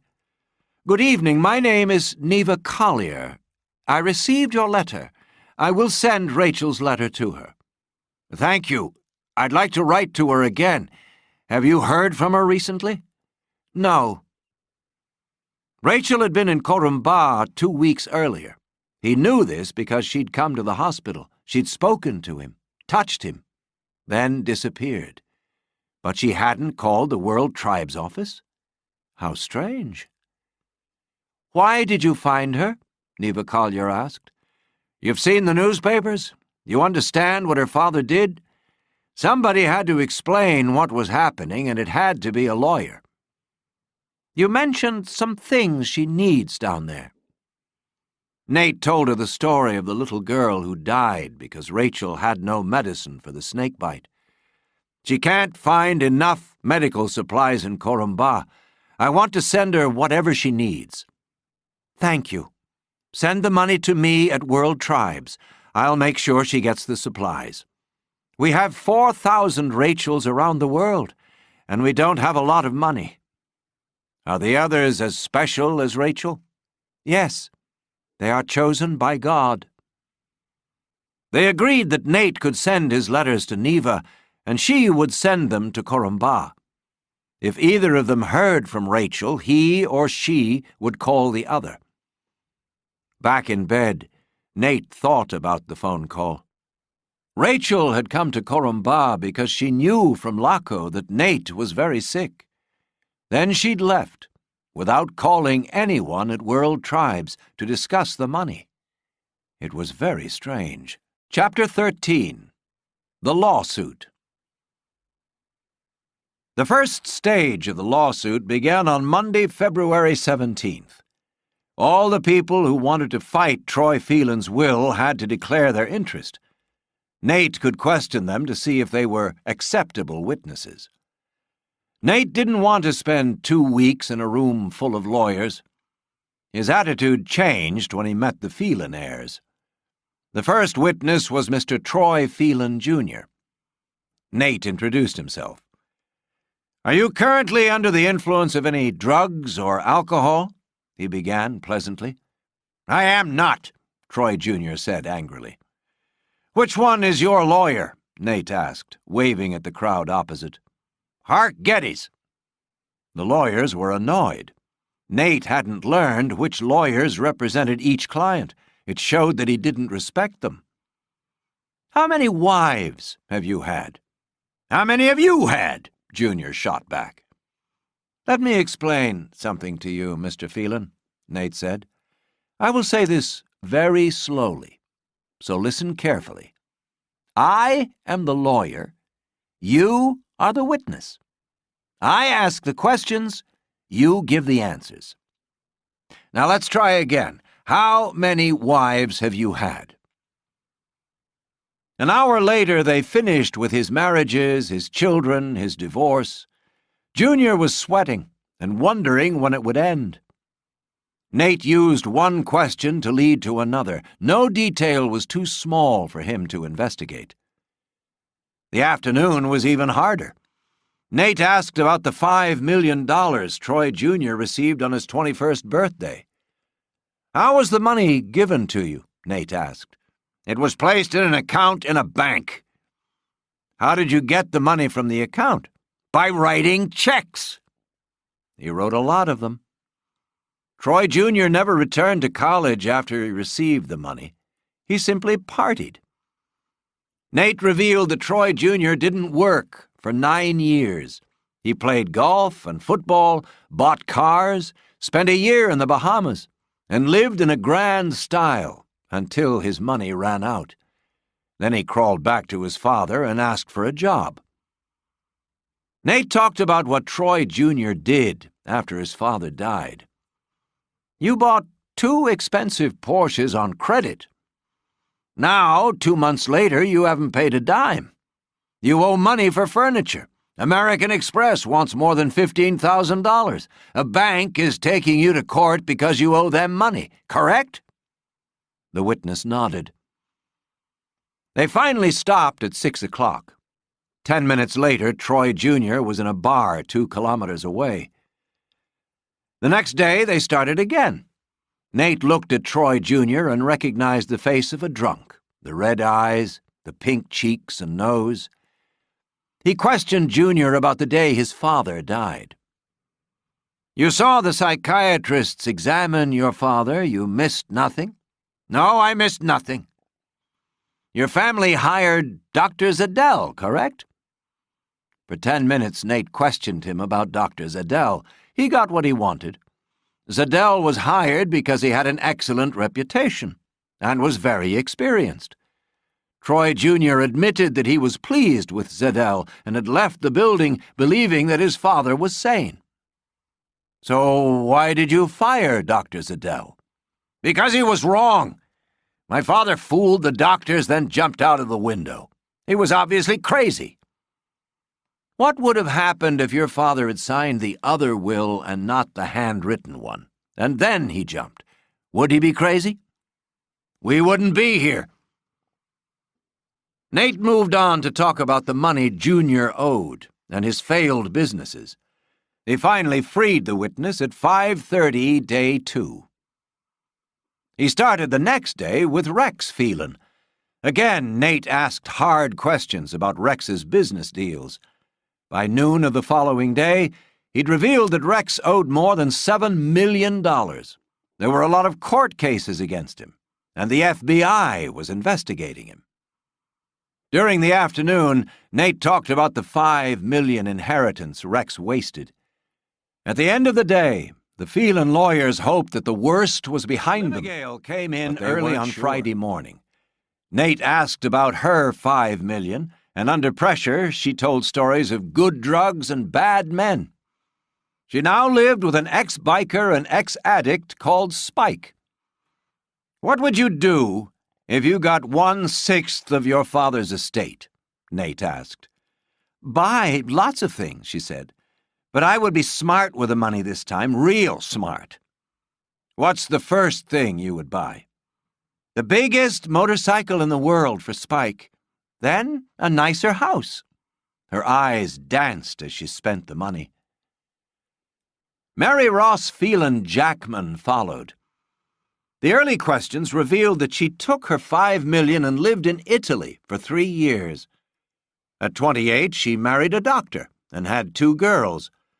It wasn't clear how much of the money was left. They lived well, but were heavily in debt. Ramble came in after lunch. After a few questions, it was obvious that he was as stupid as he looked. He said that he seldom went to school, lived alone in a basement, liked to play the guitar, and planned to be a rock star soon.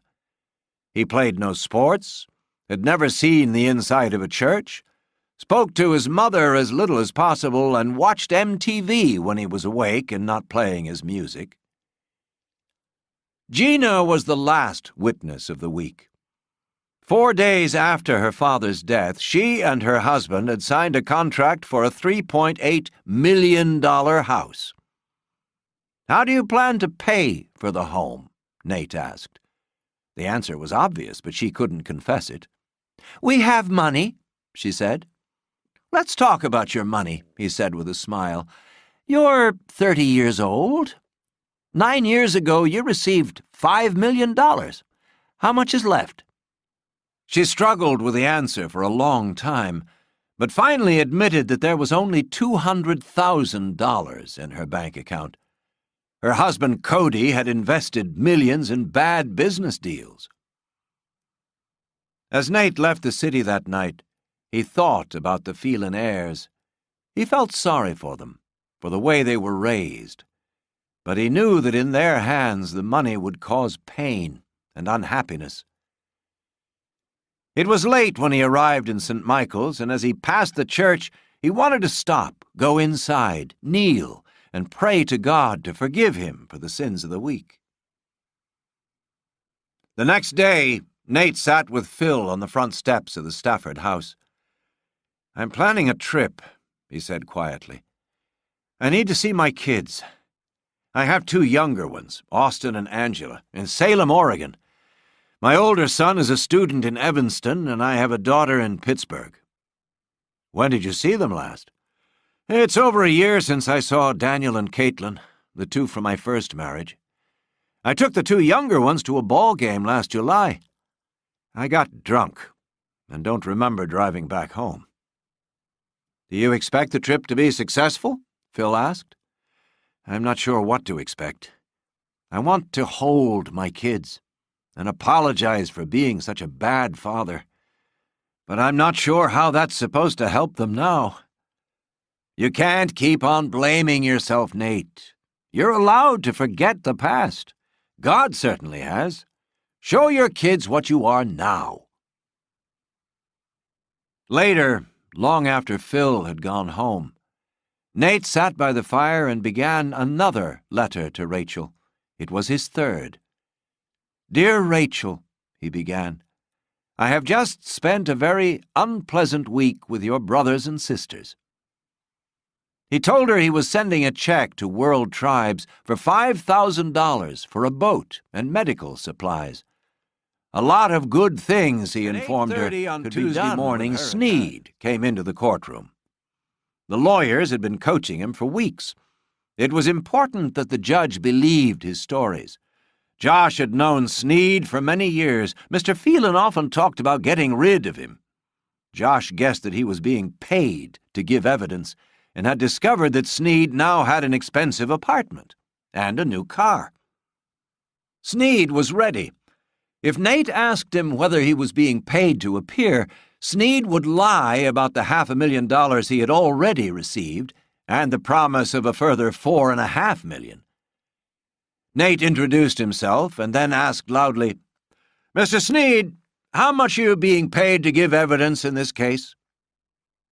Sneed thought the question would be, "Are you being paid?" not "how much." He looked wildly at Hark Geddes. Mr. O'Reilly seemed to know everything. The Phelan lawyers shrank in their seats. "How much are you being paid?" Nate asked again. $500,000, Sneed admitted. "Have you already received this money?" Sneed didn't know whether to lie or tell the truth, so he said, "Yes." $500,000 now, how much later?" Nate asked. Anxious to start lying, Sneed answered, "Nothing." "Who paid you this money?" "The lawyers for the Phelan heirs." "Did you go to them or did they go to you?" "I went to them." Finally, Sneed was on familiar territory. "I was with Mr. Phelan before he died, and I knew the poor man was out of his mind." "How long did you work for Mr. Phelan?" 30 years. "And you knew everything about him, right?" "Yes." "And you didn't tell anyone that he was crazy?" Sneed thought he was doing well. "It was a private matter." "Until now. Until they offered you $500,000, right?" Sneed could not think of a quick reply. "In the last 14 years of his life, Mr. Phelan wrote 11 wills. In one of them, he left you $1 million. Did you tell anyone then that he was crazy?" "It wasn't my job to tell." Nate continued to question him. Late in the afternoon, he suddenly asked, "Did you sign a contract with the lawyers when you took the $500,000? A simple no would have been enough, but Sneed hesitated, looked at Hark, and then looked at Nate. Of course not," he said. Nobody believed him. Nicolette, the secretary, lasted for 8 minutes. She was 23, with few qualifications except for a nice chest, a pretty face, and blonde hair. Nate asked, "Did you ever have sex with Mr. Phelan?" She tried to look embarrassed, but said yes anyway. "For how long?" "Usually 10 minutes. "No, I mean for how long a period of time? Starting in what month and ending when?" "Oh, I only worked there for 5 months. "Did Mr. Phelan have any marks on his body?" Any of the Phelan wives could have told the lawyers that Troy had a purple mark the size of a silver dollar at the top of his right leg. Nobody had asked. "Not that I recall," Nicolette answered. "No further questions," Nate said. Nicolette left the room, and Nate slid a photo across the table to his enemies. It was a picture of Troy Phelan's body. Nate didn't say a word, didn't need to. The mark stared out from the photo. Chapter 14. The Settlement. At the end of the week, Nate left the city. He was exhausted from 9 days of questioning the Phelan heirs. He felt ashamed. He pitied the Phelan children. He felt sorry for Sneed, a sad little man who just wanted to survive. 2 days later, Nate arrived in Salem, where his kids from his second marriage lived with their mother, Christy, and her new husband, Theo. The last time he saw them, Nate was drunk and fought with his ex-wife in the front yard while the children watched. Theo had threatened him with a shovel. Nate later woke up in his car in the parking lot of a McDonald's with 6 empty beer cans on the seat beside him. He called Christy 4 hours before he arrived at their home. "Christy, it's me, Nate," he said. "I'm in Oregon. I'd like to see the kids. Maybe tonight? Tomorrow?" "Well, sure, Nate. I guess we can work something out. But the kids are very busy, you know. School, dance class, soccer." "How are they?" "They're doing very well. We love Oregon." They agreed to have dinner the following night. That gave her enough time to prepare the kids. Theo decided to work late. Nate kissed Angela. Austin just shook hands. Christy stayed in her bedroom for an hour while their father got to know his children again. Dinner lasted an hour. At 7 o'clock, Nate said he had to go. "I have a soccer game tomorrow, Dad," Austin said, and Nate's heart almost stopped. He couldn't remember the last time he'd been called Dad. "It's at the school," Angela said. "Could you come?" Nate didn't know what to say. Christy settled the issue. "I'll be there. We could talk," she said. "Of course I'll come," he said. The children kissed him. Driving away, Nate suspected Christy wanted to see him 2 days in a row to examine his eyes. She knew the signs. Nate stayed in Salem for 3 days. He watched his son play soccer and was full of pride. He was invited back to dinner, but agreed to come only if Theo joined them. He had lunch with Angela and her friends at school. He left Salem with a broken heart. How could a man lose such a wonderful family? He remembered almost nothing about the kids when they were smaller. No school plays, Christmas mornings, trips to the mall. Now they were almost grown, and another man was raising them. While Nate drove through Montana, Hark Geddes sent more papers to the court. There was no word from Rachel Lane. She obviously had no interest in the lawsuit. Didn't she want the money? It was a crazy idea, but why hadn't she appeared in court? The heirs couldn't win. They had to find a reason to settle. Rachel Lane's lack of interest was a very good reason. Met Nate in a bar near the university. He was waiting with a girl. Both were smoking and had bottles in front of them. "This is Steph," Daniel said. "She's a model." The first thing Nate noticed about Steph was her gray lipstick, applied heavily to her thick lips. She was certainly thin enough to be a model. Nate disliked her immediately. "You want a beer?" Daniel asked. "No, just water," Nate said. Daniel shouted at the waiter. "How's school?" Nate asked. "I dropped out." Daniel was angry and tense. The girl was there for 2 reasons. She would prevent hasty words and a fight. Nate suspected that his son had no money, that he wanted to punish his father for lack of support. He was afraid, though, because Nate was weak and might start to slide again. Steph would keep a hold on his anger and his language. The second reason was to make the meeting as short as possible. "Why did you drop out of school?" Nate asked. "It was boring."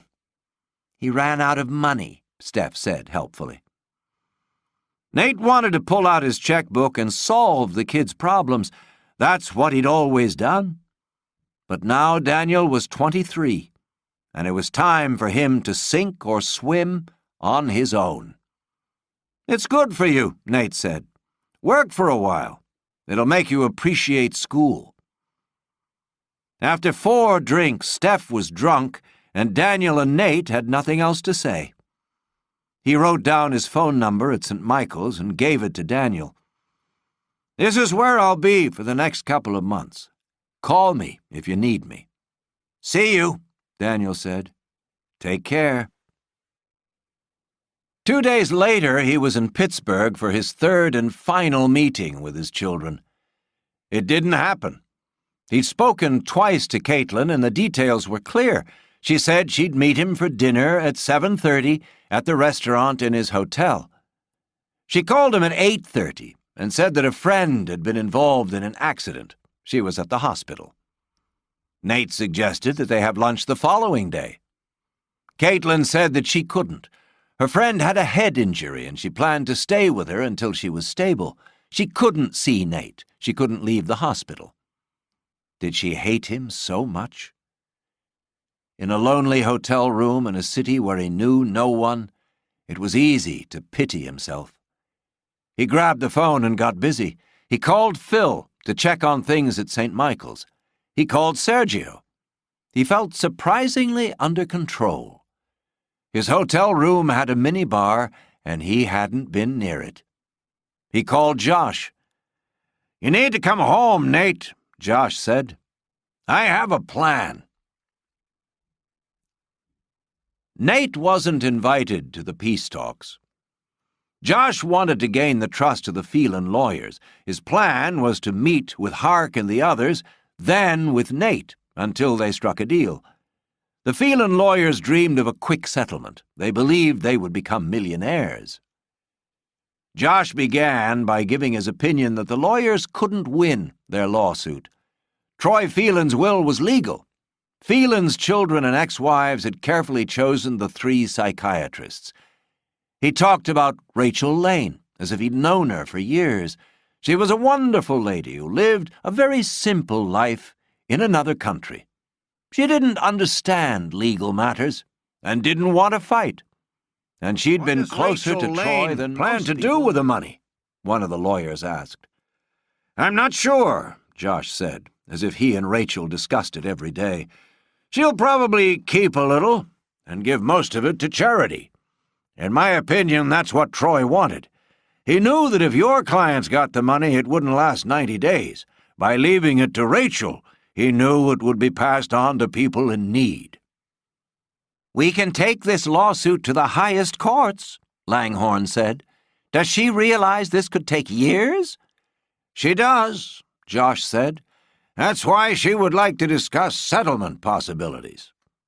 "Where do we start?" asked Wally Bright. For a long time they talked numbers. Then Josh said, "Nate O'Reilly has contacted his client. She will offer each of the 6 heirs $10 million. The lawyers made rapid calculations. Hark had 3 clients. 17.5% gave him a fee of $5.25 million. Wally Bright would collect $5 million from his contract with Libigale and Spike. The other lawyers would collect $2 million. Wally spoke first.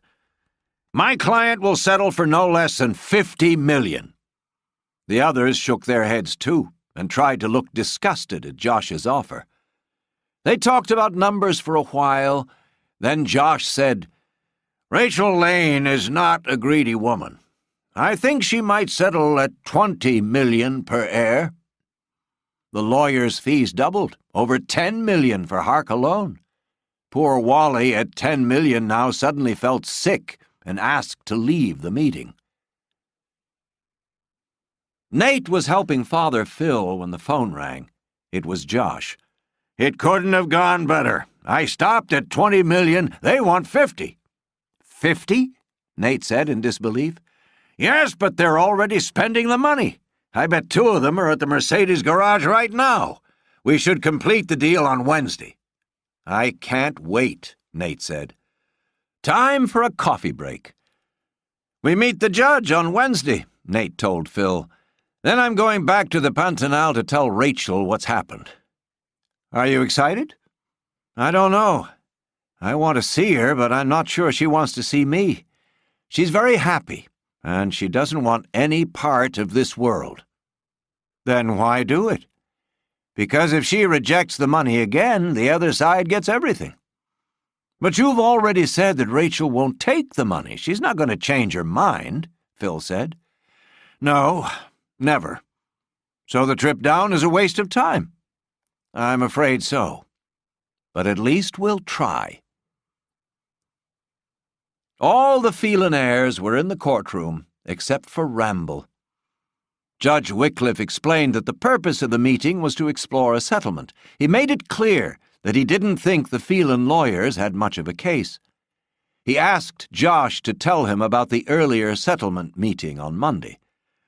"I want to know exactly where we are," he said. Josh was brief.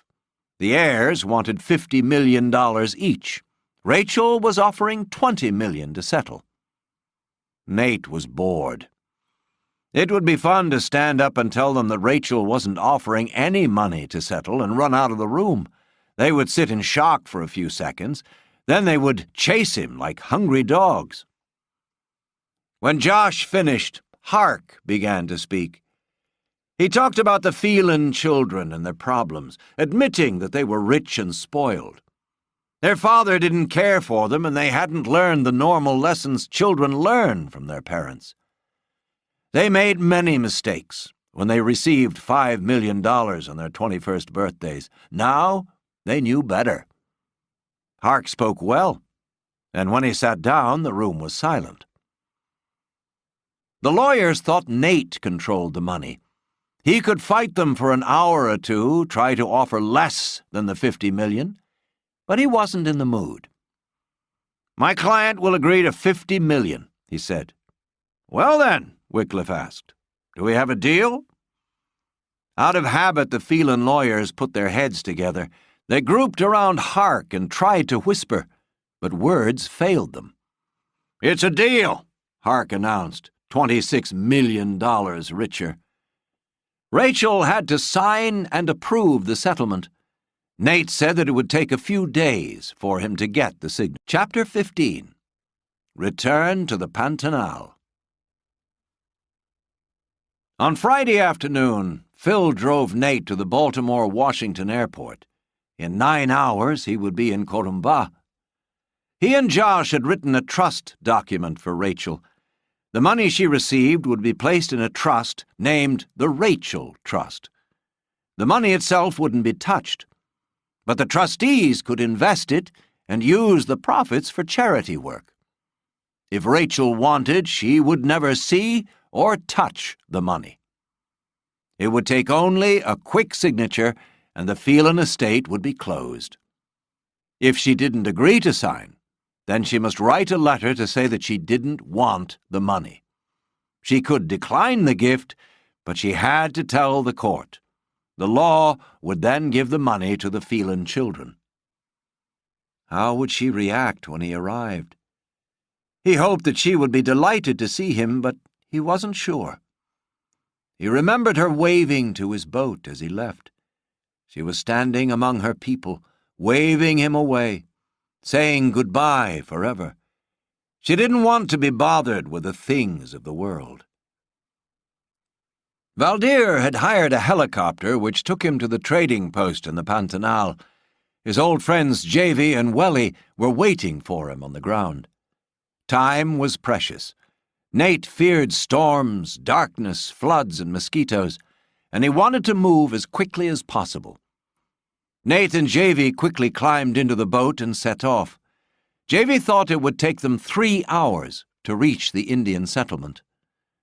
The trees on both sides of the river grew thicker, and Nate began to recognize the territory. Finally, they stepped off the boat where Rachel had waved goodbye. A young Indian ran toward them. He told them to stay there by the river until further orders. He seemed scared. As they waited, Javy talked about his efforts to find Rachel in Corumbá. "I tell you," he said, "I have listened to people on the river, and the lady did not come. She was not in the hospital. You were dreaming, my friend." Nate didn't want to argue. He wasn't sure himself. A mosquito circled Nate's hand. He wanted to crush it, but instead he waited. Would his super-repellent work? His ears, neck, and face were covered in oil. The mosquito made a sudden dive toward the back of his hand, then stopped. It pulled away and disappeared. A second attack of dengue would probably kill him. Nate wasn't taking any chances. Nate watched the village.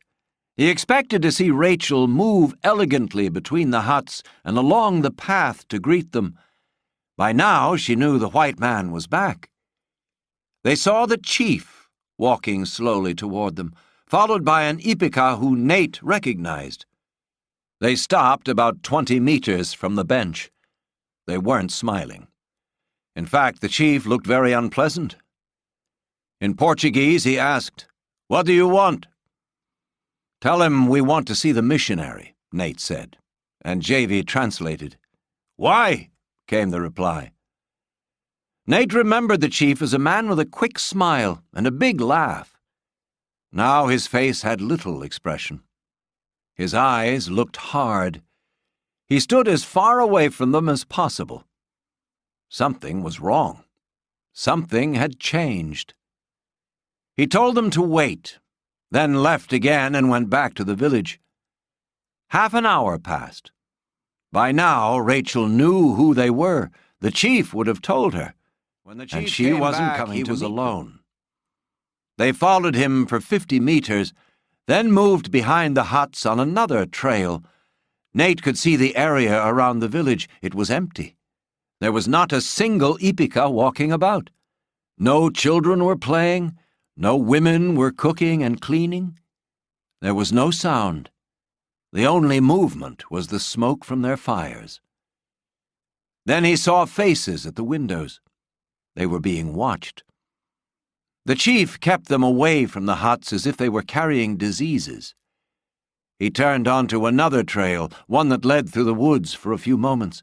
When they came to the end of it, they were near Rachel's hut. There was no sign of her. The chief led them past the front door and to the side. Under the thick shade of the trees, they saw the graves. The matching white crosses were made of wood. They were small and stuck into the fresh dirt at the far end of both graves. The chief began talking. "The woman is on the left. Lako is on the right," JV translated. "Malaria has killed 10 people since we left." The chief went on talking. Nate looked at the pile of dirt on the left. Rachel Lane was buried there, the bravest person he'd ever known, because she had no fear of death. She welcomed it. She was at peace, her soul finally with God, her body lying forever among the people she loved. She wouldn't want anyone to be sad. She wouldn't approve of tears. And Nate had none to give her. He'd hardly known her. But his heart ached anyway. He'd thought about her every day since he left the Pantanal. He'd dreamed about her, felt her touch, heard her voice, remembered her wisdom. She'd taught him to pray and given him hope. He'd never met anyone like Rachel Lane, and he missed her greatly. "The chief says we can't stay long," JV said. "The spirits blame us for the malaria. It arrived when we came the first time. They are not happy to see us. He has something to show you." Slowly, Nate followed the chief into Rachel's hut. The chief pointed to a box on a small table. "There are things in that box for you," JV translated. "For me?" "Yes. She knew she was dying. She asked the chief to guard her hut. If the American came, then show him the box." Inside the box there were 3 letters from world tribes. Nate didn't read them because at the bottom of the box he saw her will. On it she had written, "Last Testament of Rachel Lane Porter." It read, "I, Rachel Lane Porter, child of God, resident of His world, citizen of the United States, am sane and healthy. This is my last testament. 1. This is my first and last will. Every word is written by my hand. 2. I have a copy of the last testament of my father, Troy Phelan, dated December 9th, 1996. He left me most of his fortune. 3. I do not reject any of Troy Phelan's estate, nor do I want to receive it. Place it in a trust. 4. The income from the trust can be used to A. Continue the work of World Tribes missionaries around the world. B. Spread the word of Christ. C. Protect the native people in Brazil and South America. D. Feed the hungry, heal the sick, shelter the homeless, and save the children. 5. I appoint my friend Nate O'Reilly to manage the trust. Signed the 6th day of January 1997 at Corumbá, Brazil. Rachel There was a Lane second letter Porter. Typed and written in Portuguese. Nate read the will again. January 6th was the day he walked out of the hospital in Corumbá. She wasn't a dream. She'd touched him and told him he wouldn't die. Then she'd written her will. Nate gave the second letter to Javy and told him to read it. "It's from a lawyer," Javy said. "He says he saw Rachel Lane Porter sign her testament in his office in Corumbá. She was mentally okay, and she knew what she was doing. It is signed by some other people as well." They stepped into the sunlight. The chief had his arms folded over his chest. He wanted them to leave. Nate removed the camera from his bag and took pictures of the hut and the graves. He made Javy hold her will while he knelt by her grave. They found the trail and headed for the woods. As the trees grew thicker, Nate turned for one last look at her hut. He wanted to take it with him, somehow transport it to the States and preserve it. Then the millions of people she helped would have a place to say thanks. But that was the last thing she would want. The chief said something as they got into their boat. "He says he doesn't want us to come back," Javy said. "Tell him he has nothing to worry about." The chief was already walking away toward his village. Nate wondered if he missed Rachel. She'd been there for 11 years. Was he sorry she was gone? Or was he relieved that his gods and spirits now ruled again? What would happen to the Ipicas, who were Christians now? Javy stopped the motor and guided the boat with a paddle. The current was slow and the water was smooth.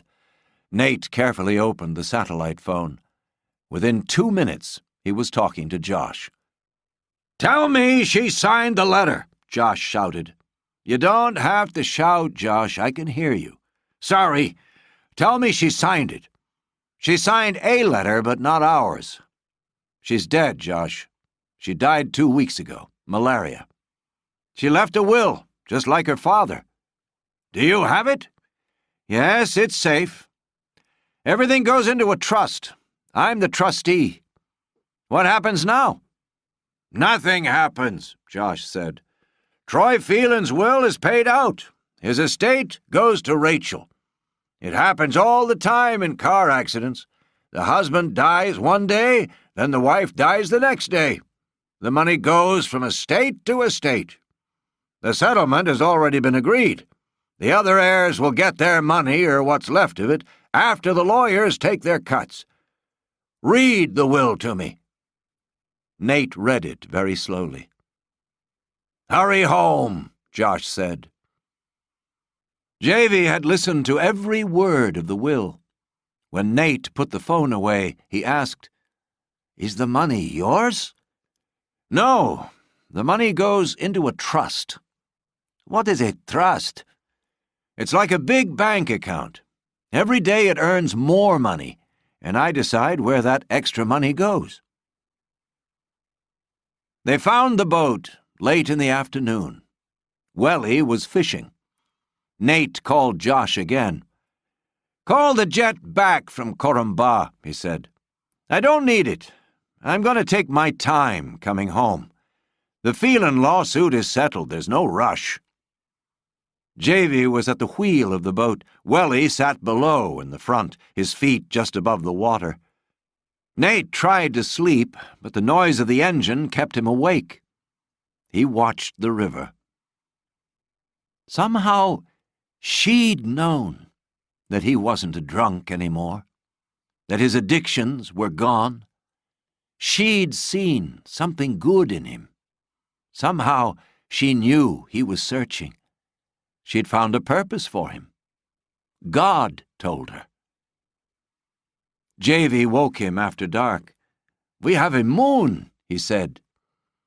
They sat in the front of the boat, following the light of the full moon as the river flowed toward the Paraguay. "The boat is slow," Javy said.